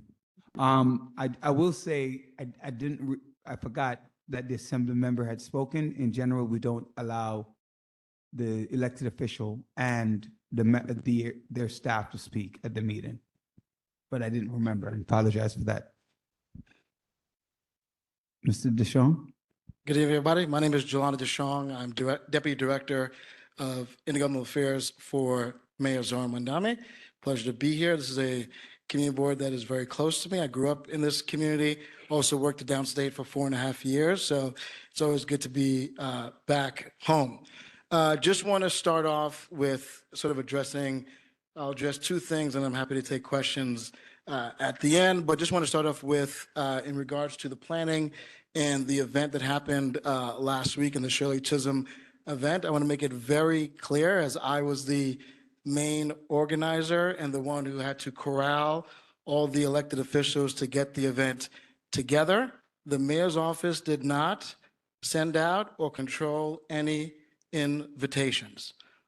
I want to make that very clear, and I'll say it again, and I'm happy to show emails and text messages and correspondence with every representative from the community board itself to the elected officials themselves, that the mayor's office made it very clear that we were not in charge of invitations. If anyone saw photos, there were over almost 300 people in attendance. When I reached out to the community board and I spoke to Sharif Frazier directly, I was told that an invitation was sent out to the members, and I said that is totally fine with us because the cat is already out of the bag. So I just want to make it very clear, as someone who grew up in this community, someone who's from this community, someone who ran these streets as a young kid and was lucky to make it out, I would never deprive my community of an opportunity to enjoy something as gracious as this, especially a $140 million investment. So if anybody wants to challenge me on that, I will stand here 10 toes down every single day. And I just want to also read it. I was at dinner and I got a call that the mayor's office was being besmirched, and I left dinner early to be here to set the record straight. I'm a kid of CB17. I'm a kid of this community, and I would never, ever disrespect, disinvite, or have no one show up. Okay? So I want to make that very clear. The chair himself was invited to take a picture during the ribbon cutting with the mayor because I told them that this was going to happen. So I want to make it very clear. If anyone told you that the mayor did not want Black and brown people to come join him, that is false. And I want to make that very clear. On other news, the mayor released his preliminary budget. I'm going to take my 3 minutes and I'll take questions at the end. I'll give you I'll like take my 3 minutes.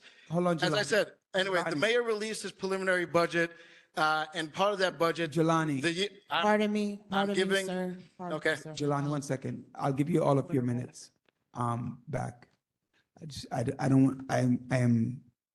want to pause you for 1 second. And no one has stated that the mayor did not want Black and brown I'm just people. want Wait, to hold on one clear the second. record. I just want to clear the record because there's been many people. No, there's been many people speaking.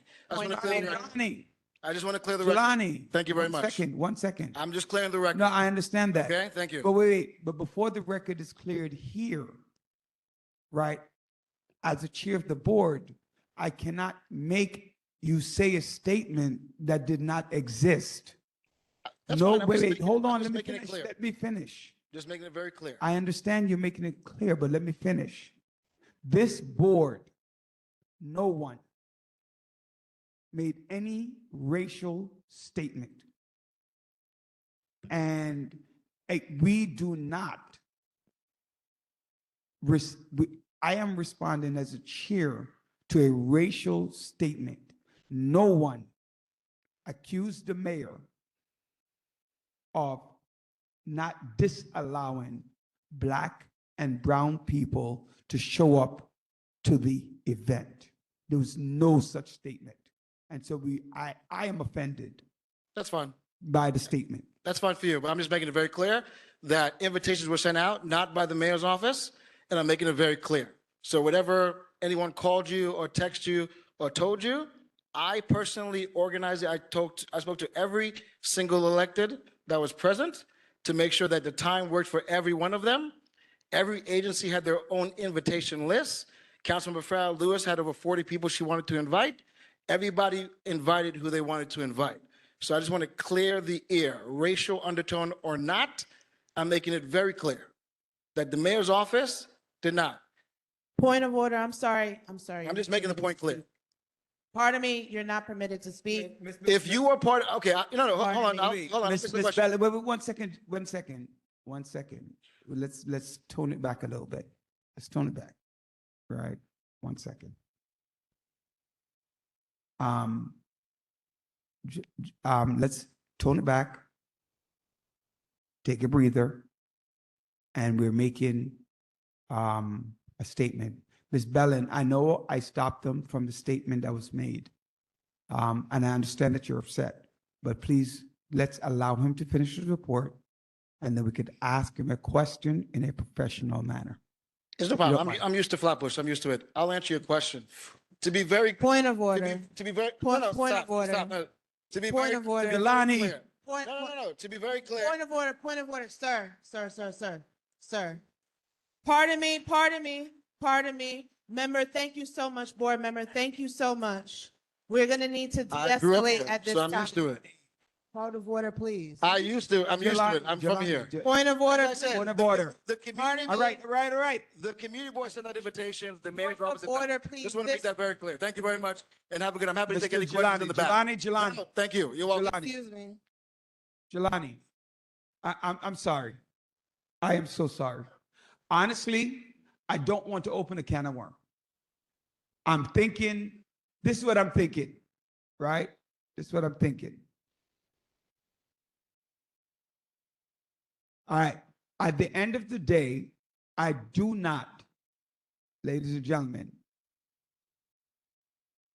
right? I do not want us to get, right? Jelani, we're good. Jelani, we're good.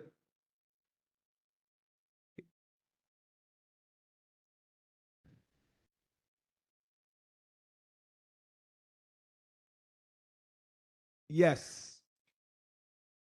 Step forward. Step forward, Chair, so we can hear you. And state your name for the record. This is Khadijah Aluo. I think one of the biggest issues, and I think that we need to let anyone that comes here realize that they need to talk to us and not talk at us. There's a level of respect that needs to happen, and this seems to continuously happen with Community Board 17, where they're talking at us versus talking to us. Thank you. First Vice Chair. I just wanted to say, if we're using context clues and paying attention, the issue should be taken up with Councilmember Farrah Lewis's office. Okay.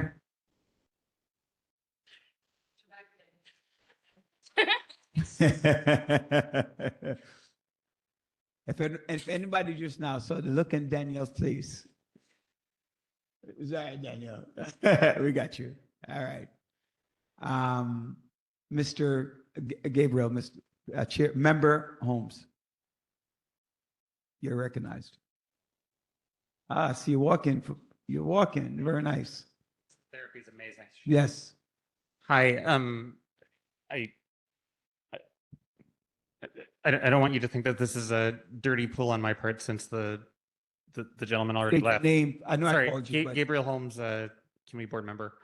I hope this isn't bad form for me to comment on what the guy said, seeing as he's left and doesn't have a chance to respond. But he said that he'd made it very clear that he respected the community. On the other hand, he said something about having made it out, and I would never talk that way about a community that I respected. That's it. Thank you. Yeah. You know, I don't want to belabor the point. I hear what he's saying when he says he made it out, because the world's expectation of Brownsville, East Flatbush, of our residents, there's an outside look, right? I mean, when I was growing up, I heard that as a young man, I would make it past 21. I heard that a lot growing up. I'm sure many of you have heard similar things about where you come from. And even now, when you tell people that you live in Brownsville, East Flatbush, Canarsie, they're like, yo, really? So we get that. So I get what he's saying. I just don't think that it was appropriate to say the time and place for it. And I think that's where that comes from. I'm not making excuses for him, but I'm also saying that delivery, thank you, First Vice Chair, that delivery matters. Let's move on. Yes. There's one online. I'm not sure who it is, but go ahead. Good evening, Portia? everyone. Can you hear me? Yes. Great. My name is Portia Edwards. I'm the District Director for State Senator Zelno Mary's office. Good evening to everyone that is in the building and for everyone else who are online. Good evening. I'm coming to just give updates from our office this past weekend, Valentine's Day weekend. We were in Albany for Association Weekend. We held a great panel on scams, fraud, and foreclosure, which is something that we're seeing a lot in our districts. And so it was a great conversation that we had with the AARP, with District Attorney Darcel Clark, and a couple of other organizations who are who are known for tackling these types of issues. We talked a lot about Bitcoin scams and foreclosure and deed theft scams, and talking about how we can combat these issues with legislation. It was a great conversation, and I'm glad that people from the district was in the room and that there were questions. Some questions even the DA had about Bitcoin information, and so it was a very great conversation. For those who are in the building that was there, thank you so much for coming and for being a part of that conversation. Tomorrow we are having our Black History Month celebration. It will be at Weeksville Heritage Center. It's from 5 to 7 p.m. We will be viewing the documentary, A Story on Medgar Evers' life. If you can attend, it will be great. We have an RSVP link that I will share with the community board for you to be able to post as well. You don't have to RSVP. It's good to know if you're going to be in the building. You can just show up. That will be from 5 to 7 p.m. tomorrow at Weeksville Heritage Center. Our office is open by appointments Monday through Friday from 10 a.m. to 5 p.m. We take our last appointment at 5 p.m. The office closes at 6 p.m. If you have any questions, comments, or concerns for the state senator or for the office as a whole, our number is 718-284-4700, and my email address is pedwards@nysenate.gov. Thank you so much, and I hope you guys have a great evening. Thank you, Ms. Edwards. All right. Are there any other elected officials who did not get a chance to speak or have any comments? Yes, good night, everyone. My name is Karen Chambers, and I represent the Brooklyn District Attorney's Office, Eric Gonzalez. I just have one event to talk about. On February the 25th, we are having our Black History celebration. It's going to be from 6 p.m. to 8 p.m. at 651 Arts, and the address is 10 Lafayette, and it's right across from BAM. So please come out and enjoy. But if you have any issues and concerns, you can please give me a call. We could give legal advice. The phone number is 718-250-4877. And have a good night, everyone. Thank you.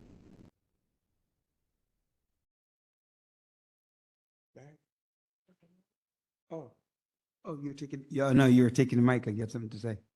I'm sorry. Are there any other elected officials in the questions for Ms. Chambers?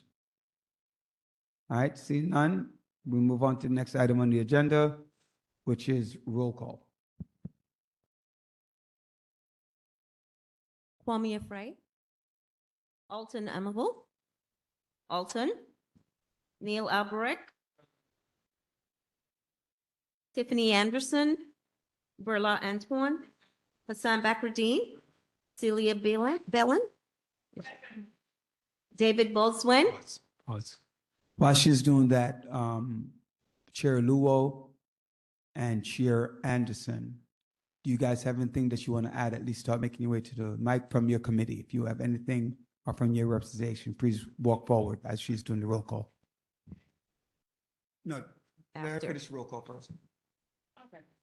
David Boswin.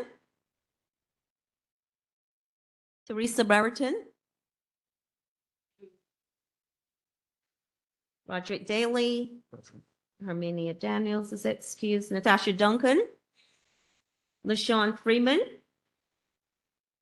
Charles Galbraith, excused. Dorothy Gordon. Rose Graham. I'm here. Ronald Green. Magna Gion. Gabriel Herrera. Michael Hill. Gabriel Holmes. Cecilia Hubbard. Kevin Jason. Afia John. Doris Jones. Nicole Julius. Tricia Lewison. Edith Mark. Daniel McCabe, absent. Mark New Year. Kenton Noel. Khadija Olawale. Montserrat Oni is absent. Danae Peters. Kia Phillips. Deborah Pointer. Carol Renault. Excuse. Chelsea Rollo. Ariana Sabat. Kamara Swaby. Simone Sylvester. Marie Theodore. Marguerite Vigilante. Jody Walsh is excused. Kenrick Westcott. And Melanie Wilkerson. Okay, while she's, I believe we have quorum, but while she's doing that, let's just quickly review the minutes. Everybody should have received the minutes. I think I had 2 objections to the minutes. My first one was that I noticed that some of the people that were marked present were also marked absent. All right. I'm trying to find because mine doesn't show it as well as the original email. Hold on one second. I'm trying to find the original email on my, here it is. Here we go. So like, for example, Kwame Afray was marked present and also marked excused. Tiffany Anderson, same thing. And yeah, so those 2. Yeah. All right. So if you can amend that, I don't remember if there was something else. Did anybody else see anything on the minutes to be amended? If not, can I get a motion to accept the minutes as amended?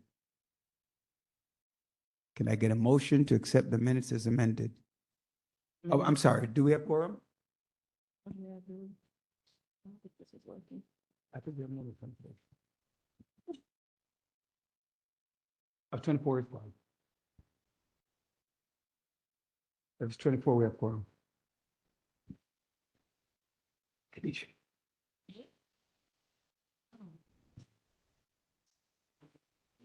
So 24, there are 47 members, so half of 47 is 23 and a half. So we do have quorum. All right, so could I get a motion? Motion to accept the minutes. Okay, can I get a second? I see 3 hands. Can somebody, 1 hand raised? Nicole Julius, please state the second, please.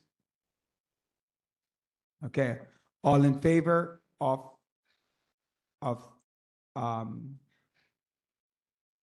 accepting the minutes as amended, please do so by just merely standing so she can see. Please stand. Please stand if you're in favor of the minutes. If you can't stand, remain seated, but raise your hand. But please stand if you.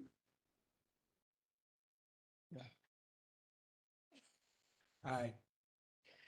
Don't forget to count me. Okay, so we have two members. And, oh, that includes me. I can't stand up. I vote yes. All right, please have a seat. Melanie didn't stand and Marguerite didn't stand, so that's 22.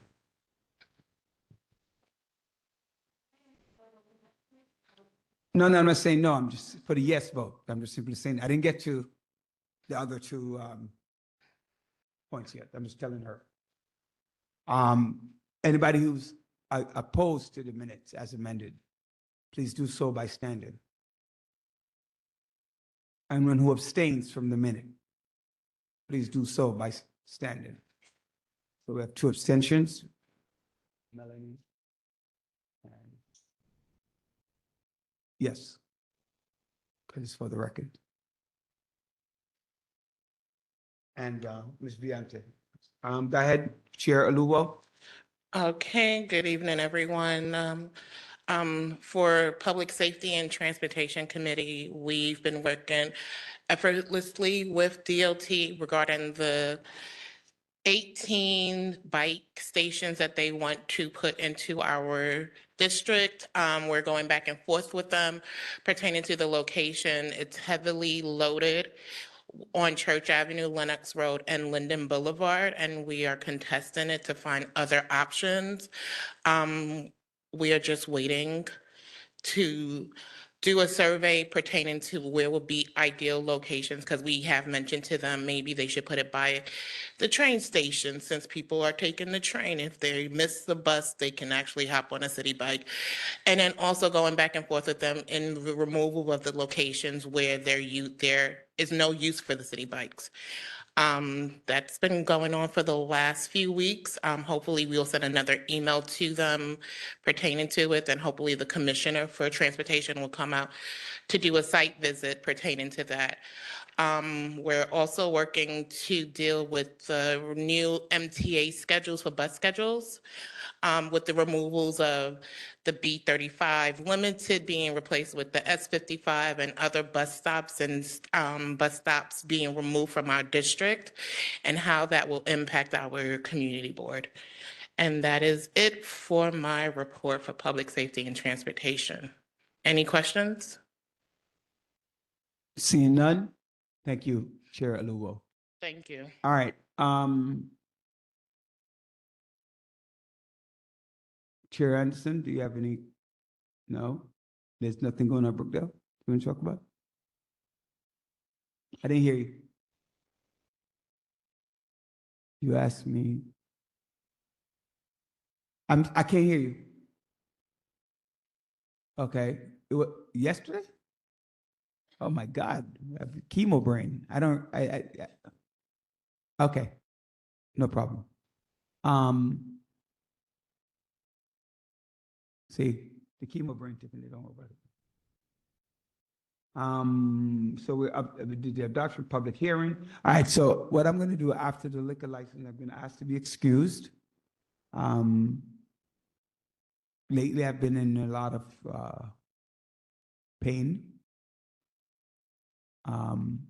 So I'm just gonna stick around for the voting, because I think if I leave, we don't have quorum.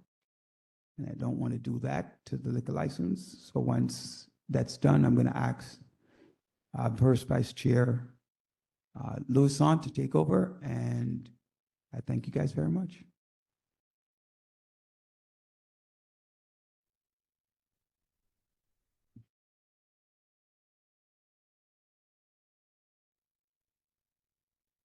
Good evening, everybody. Hassan Bakrdine, Chair of Commerce. Ms. Stephanie Sultan, could you come up, please? Who is representing Yoli's Caribbean Restaurant. Oh, and by the way, Chair, South Beach Bar and Lounge did not attend our meeting last night, so they will not be here at the general board meeting. So Ms. Sultan will be speaking on behalf of Yoli's Restaurant. So Ms. Sultan, go right ahead and tell the board members about your business. Hi, good evening. My name is Stephanie Sultan. I'm here representing Yoli's Caribbean Restaurant, located on 5722 Clarendon Road.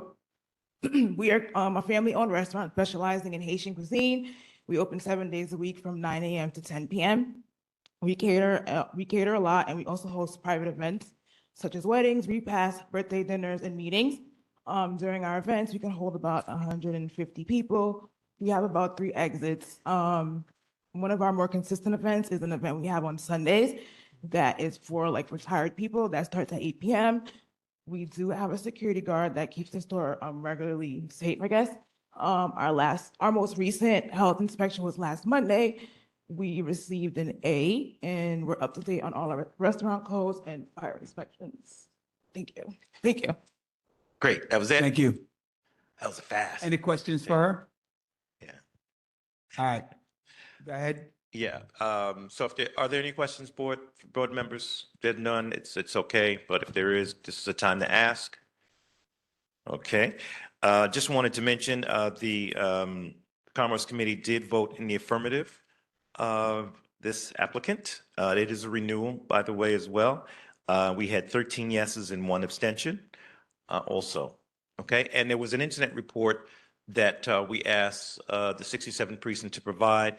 That incident report is yearly, basically any incidents that happened within a year's time from the date we asked them, and there were no incidents at this location at all. No 311 calls, no noise complaints, any of that, was nothing. All right, so if there are no other questions, Sultan, you're free to sit down and we'll take our vote in a bit. All right, don't move, don't move. You're gonna, right after the vote, no. So, now I was saying, well, all right. So remember, you're voting on the recommendation of the committee. Recommendation of the committee is to send a letter of recommendation to SLA. So if you concur with the committee, just say aye. If you oppose, say nay or abstain. All right? And again, it was 13 yeses and 1 no. And I'm assuming you had quorums. 1 abstention. 1 abstention, that's right. And I'm assuming you had. We had quorum, Yeah. absolutely, we had quorum. All right. Secretary Grandison. Kwame Afraid. Alton Amable. Neil Alberic. Tiffany Anderson. Berla Antoine. Hassan Bakrdeen. Yes. Celia Bellin. David Boswin. Teresa Barrington. Roderick Daly. Yes. Herminia Daniels, excuse, Natasha Duncan. LaShawn Freeman. Charles Galbraith is excused. Dorothy Gordon. Rose Graham. Gail Grandison, yes. Ronald Green. Magna Gion. Gabriel Herrera. Michael Hill. Michael Hill is so, yeah. I got He's it. here. Yeah, no, that's Gabriel. Michael, it's not here. Gabriel Holmes. Kevin Jason. Athea John. Doris Jones. Nicole Julius. Tricia Lewison. Yes. Edith Mark. Daniel McCabe is absent. Mark New Year. Kenton Noel. Khadija Olawu. Montserrat Oni, absent. Danae Peters. Kia Phillips. Kevin Jason. Deborah Pointer. Carol no is excused. Chelsea Rillo. Ariana Sabat. Tamara Swaby.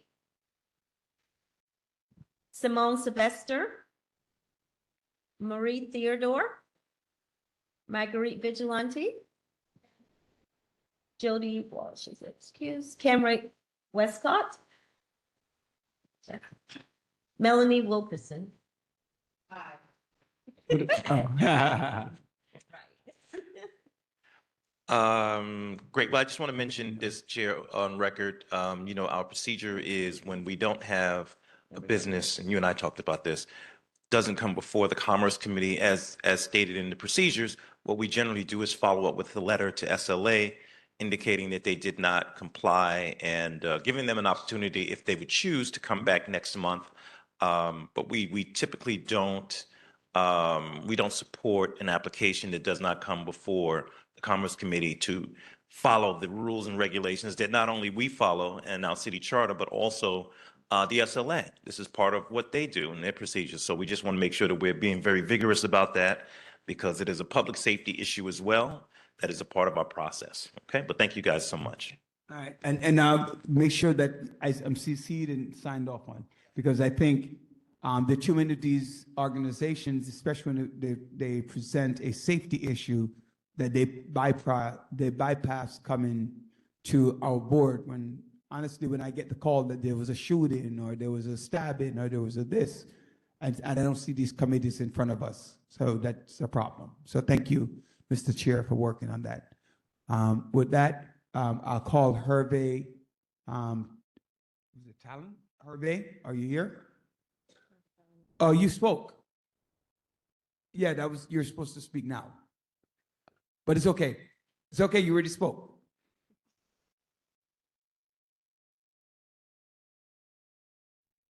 Say it again.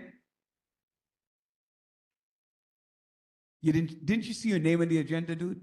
I didn't, I'm sorry, but it's public, so Public Health Solutions, I'm representing Hervé.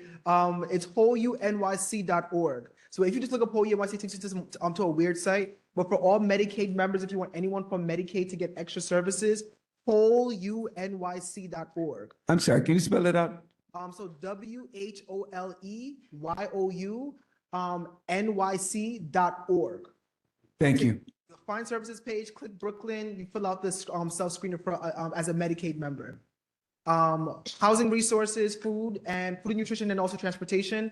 A lot of the resources are free for people who are eligible for it. And all these things expire in March of 2027, and it comes from the State Department of Health. Public Health Solutions is the lead entity, working with healthcare agencies and community-based organizations. So we're also working with SUNY Downstate to screen all Medicaid patients, all Medicaid members for this program. So definitely reach out. We want to screen everybody, get everybody resources and services, better health outcomes. All right, if you can send like bullet point wise or flyer wise, something to the board, to Ms. Frazier, CC myself, obviously, and we could try to get it on the website as well. Okay, yeah, I definitely will. Thank you. Thank All you. right. We have one more. I guess I do have, I could rush it, right? Come on up. Are you our next presenter? Take the podium. You're Ali? Okay, come on up, Ali.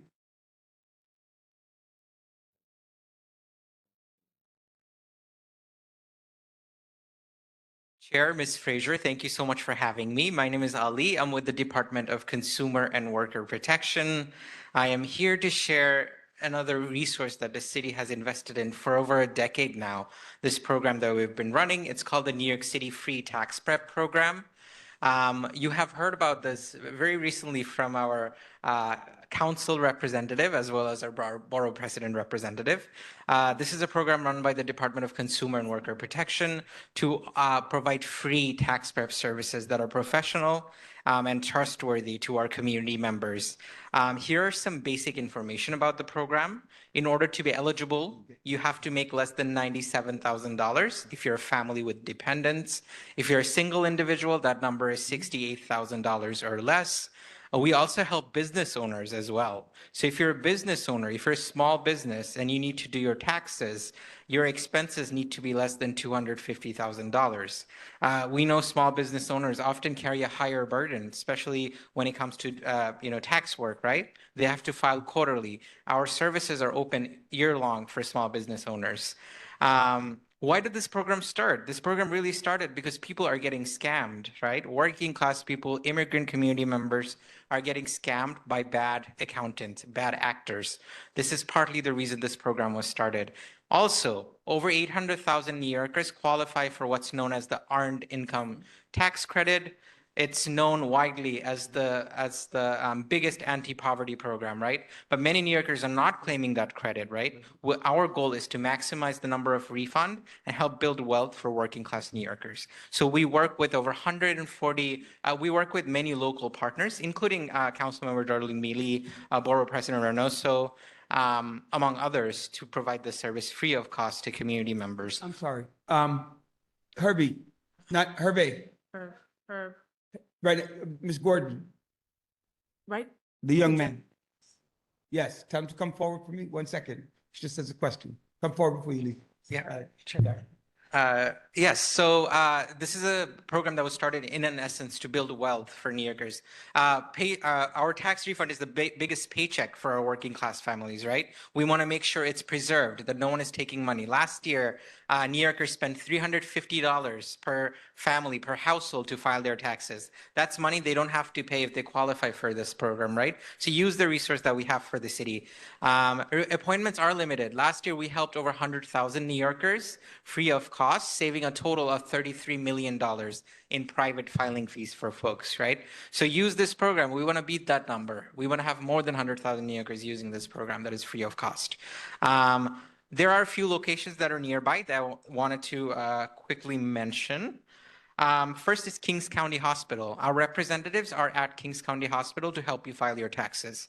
They're also at Grow Brooklyn HQ, which is located at 509 Rogers Avenue. We also have a partnership with Flatbush Library. So if you go to Flatbush Library often, they can also help you file your taxes free of cost. This is an important program for us. We want people to avoid scams. Some scams being things like instant refund. People are being promised instant refund, right? That's not possible. Government takes time to process your tax returns. We want people to be mindful of scams like that. They can sometimes be disguised as loans and things like that, right? Again, be mindful of that. Something else I want to mention, Department of Consumer Worker Protection. We're also an enforcement agency, right? So if a business scams you and you think that you have been wronged, you can file a complaint with us using 311. And we can look into it more, right? To make sure you get the justice that you deserve. We'll fight on your behalf. So in order to access our free tax prep program, you can go to nyc.gov/tax prep or call 311 and say tax preparation. Thank you, Chair. Thank you, Ms. Frazier, for giving me this time.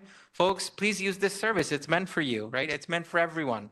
I'm going to use it, or many city workers use it regularly, and I encourage everyone to use this service as well. They're run by community organizations that have served you for many, many years, right?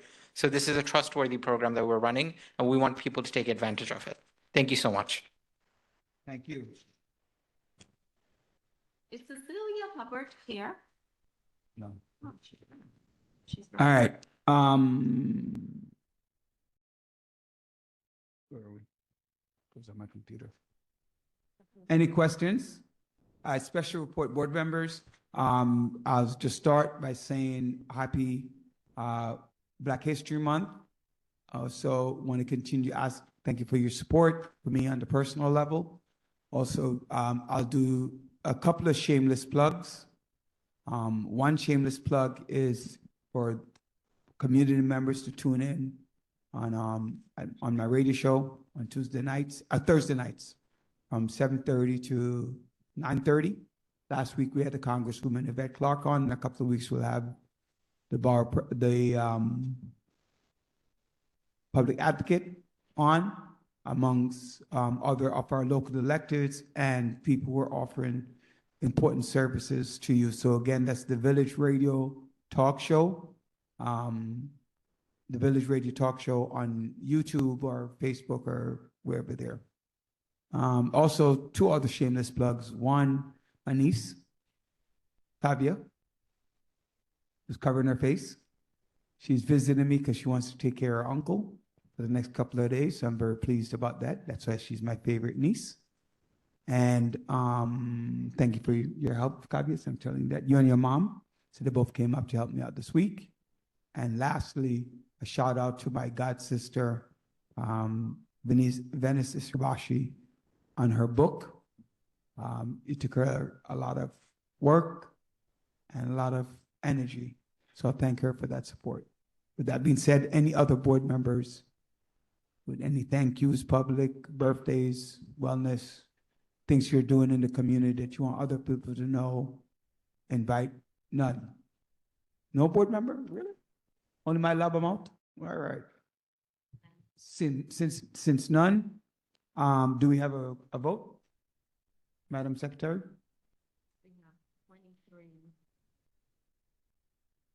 So does it pass? There is, I have to speak to Ms. Frazier. So I believe it was passed unanimously, correct? Was it passed unanimously? Was it, no, that's what I asked you. Was it passed unanimously? Well, okay, all right, thank you. With no no's and no yes, no abstention. All right, I guess I'm gonna stick around for the end, apparently. Unfinished business? Old business? New business? Any good in welfare? And again, you know, this saw the card going around. Former board member Lawrence Papalone lost his mom. And so the card is going around. As a community, we always try to stand together. Wishing everybody all the best for the end of the month. We'll see you next month, the same date, which is March 18th. Same place, same date. God bless each and every one. You can get a motion to adjourn. Berlat, Chair Antoine, get a motion to adjourn. Chair Aluo seconds that motion. All in favor, please say aye. All opposed, please say nay. Time is now 9:37 on the dot. Enjoy.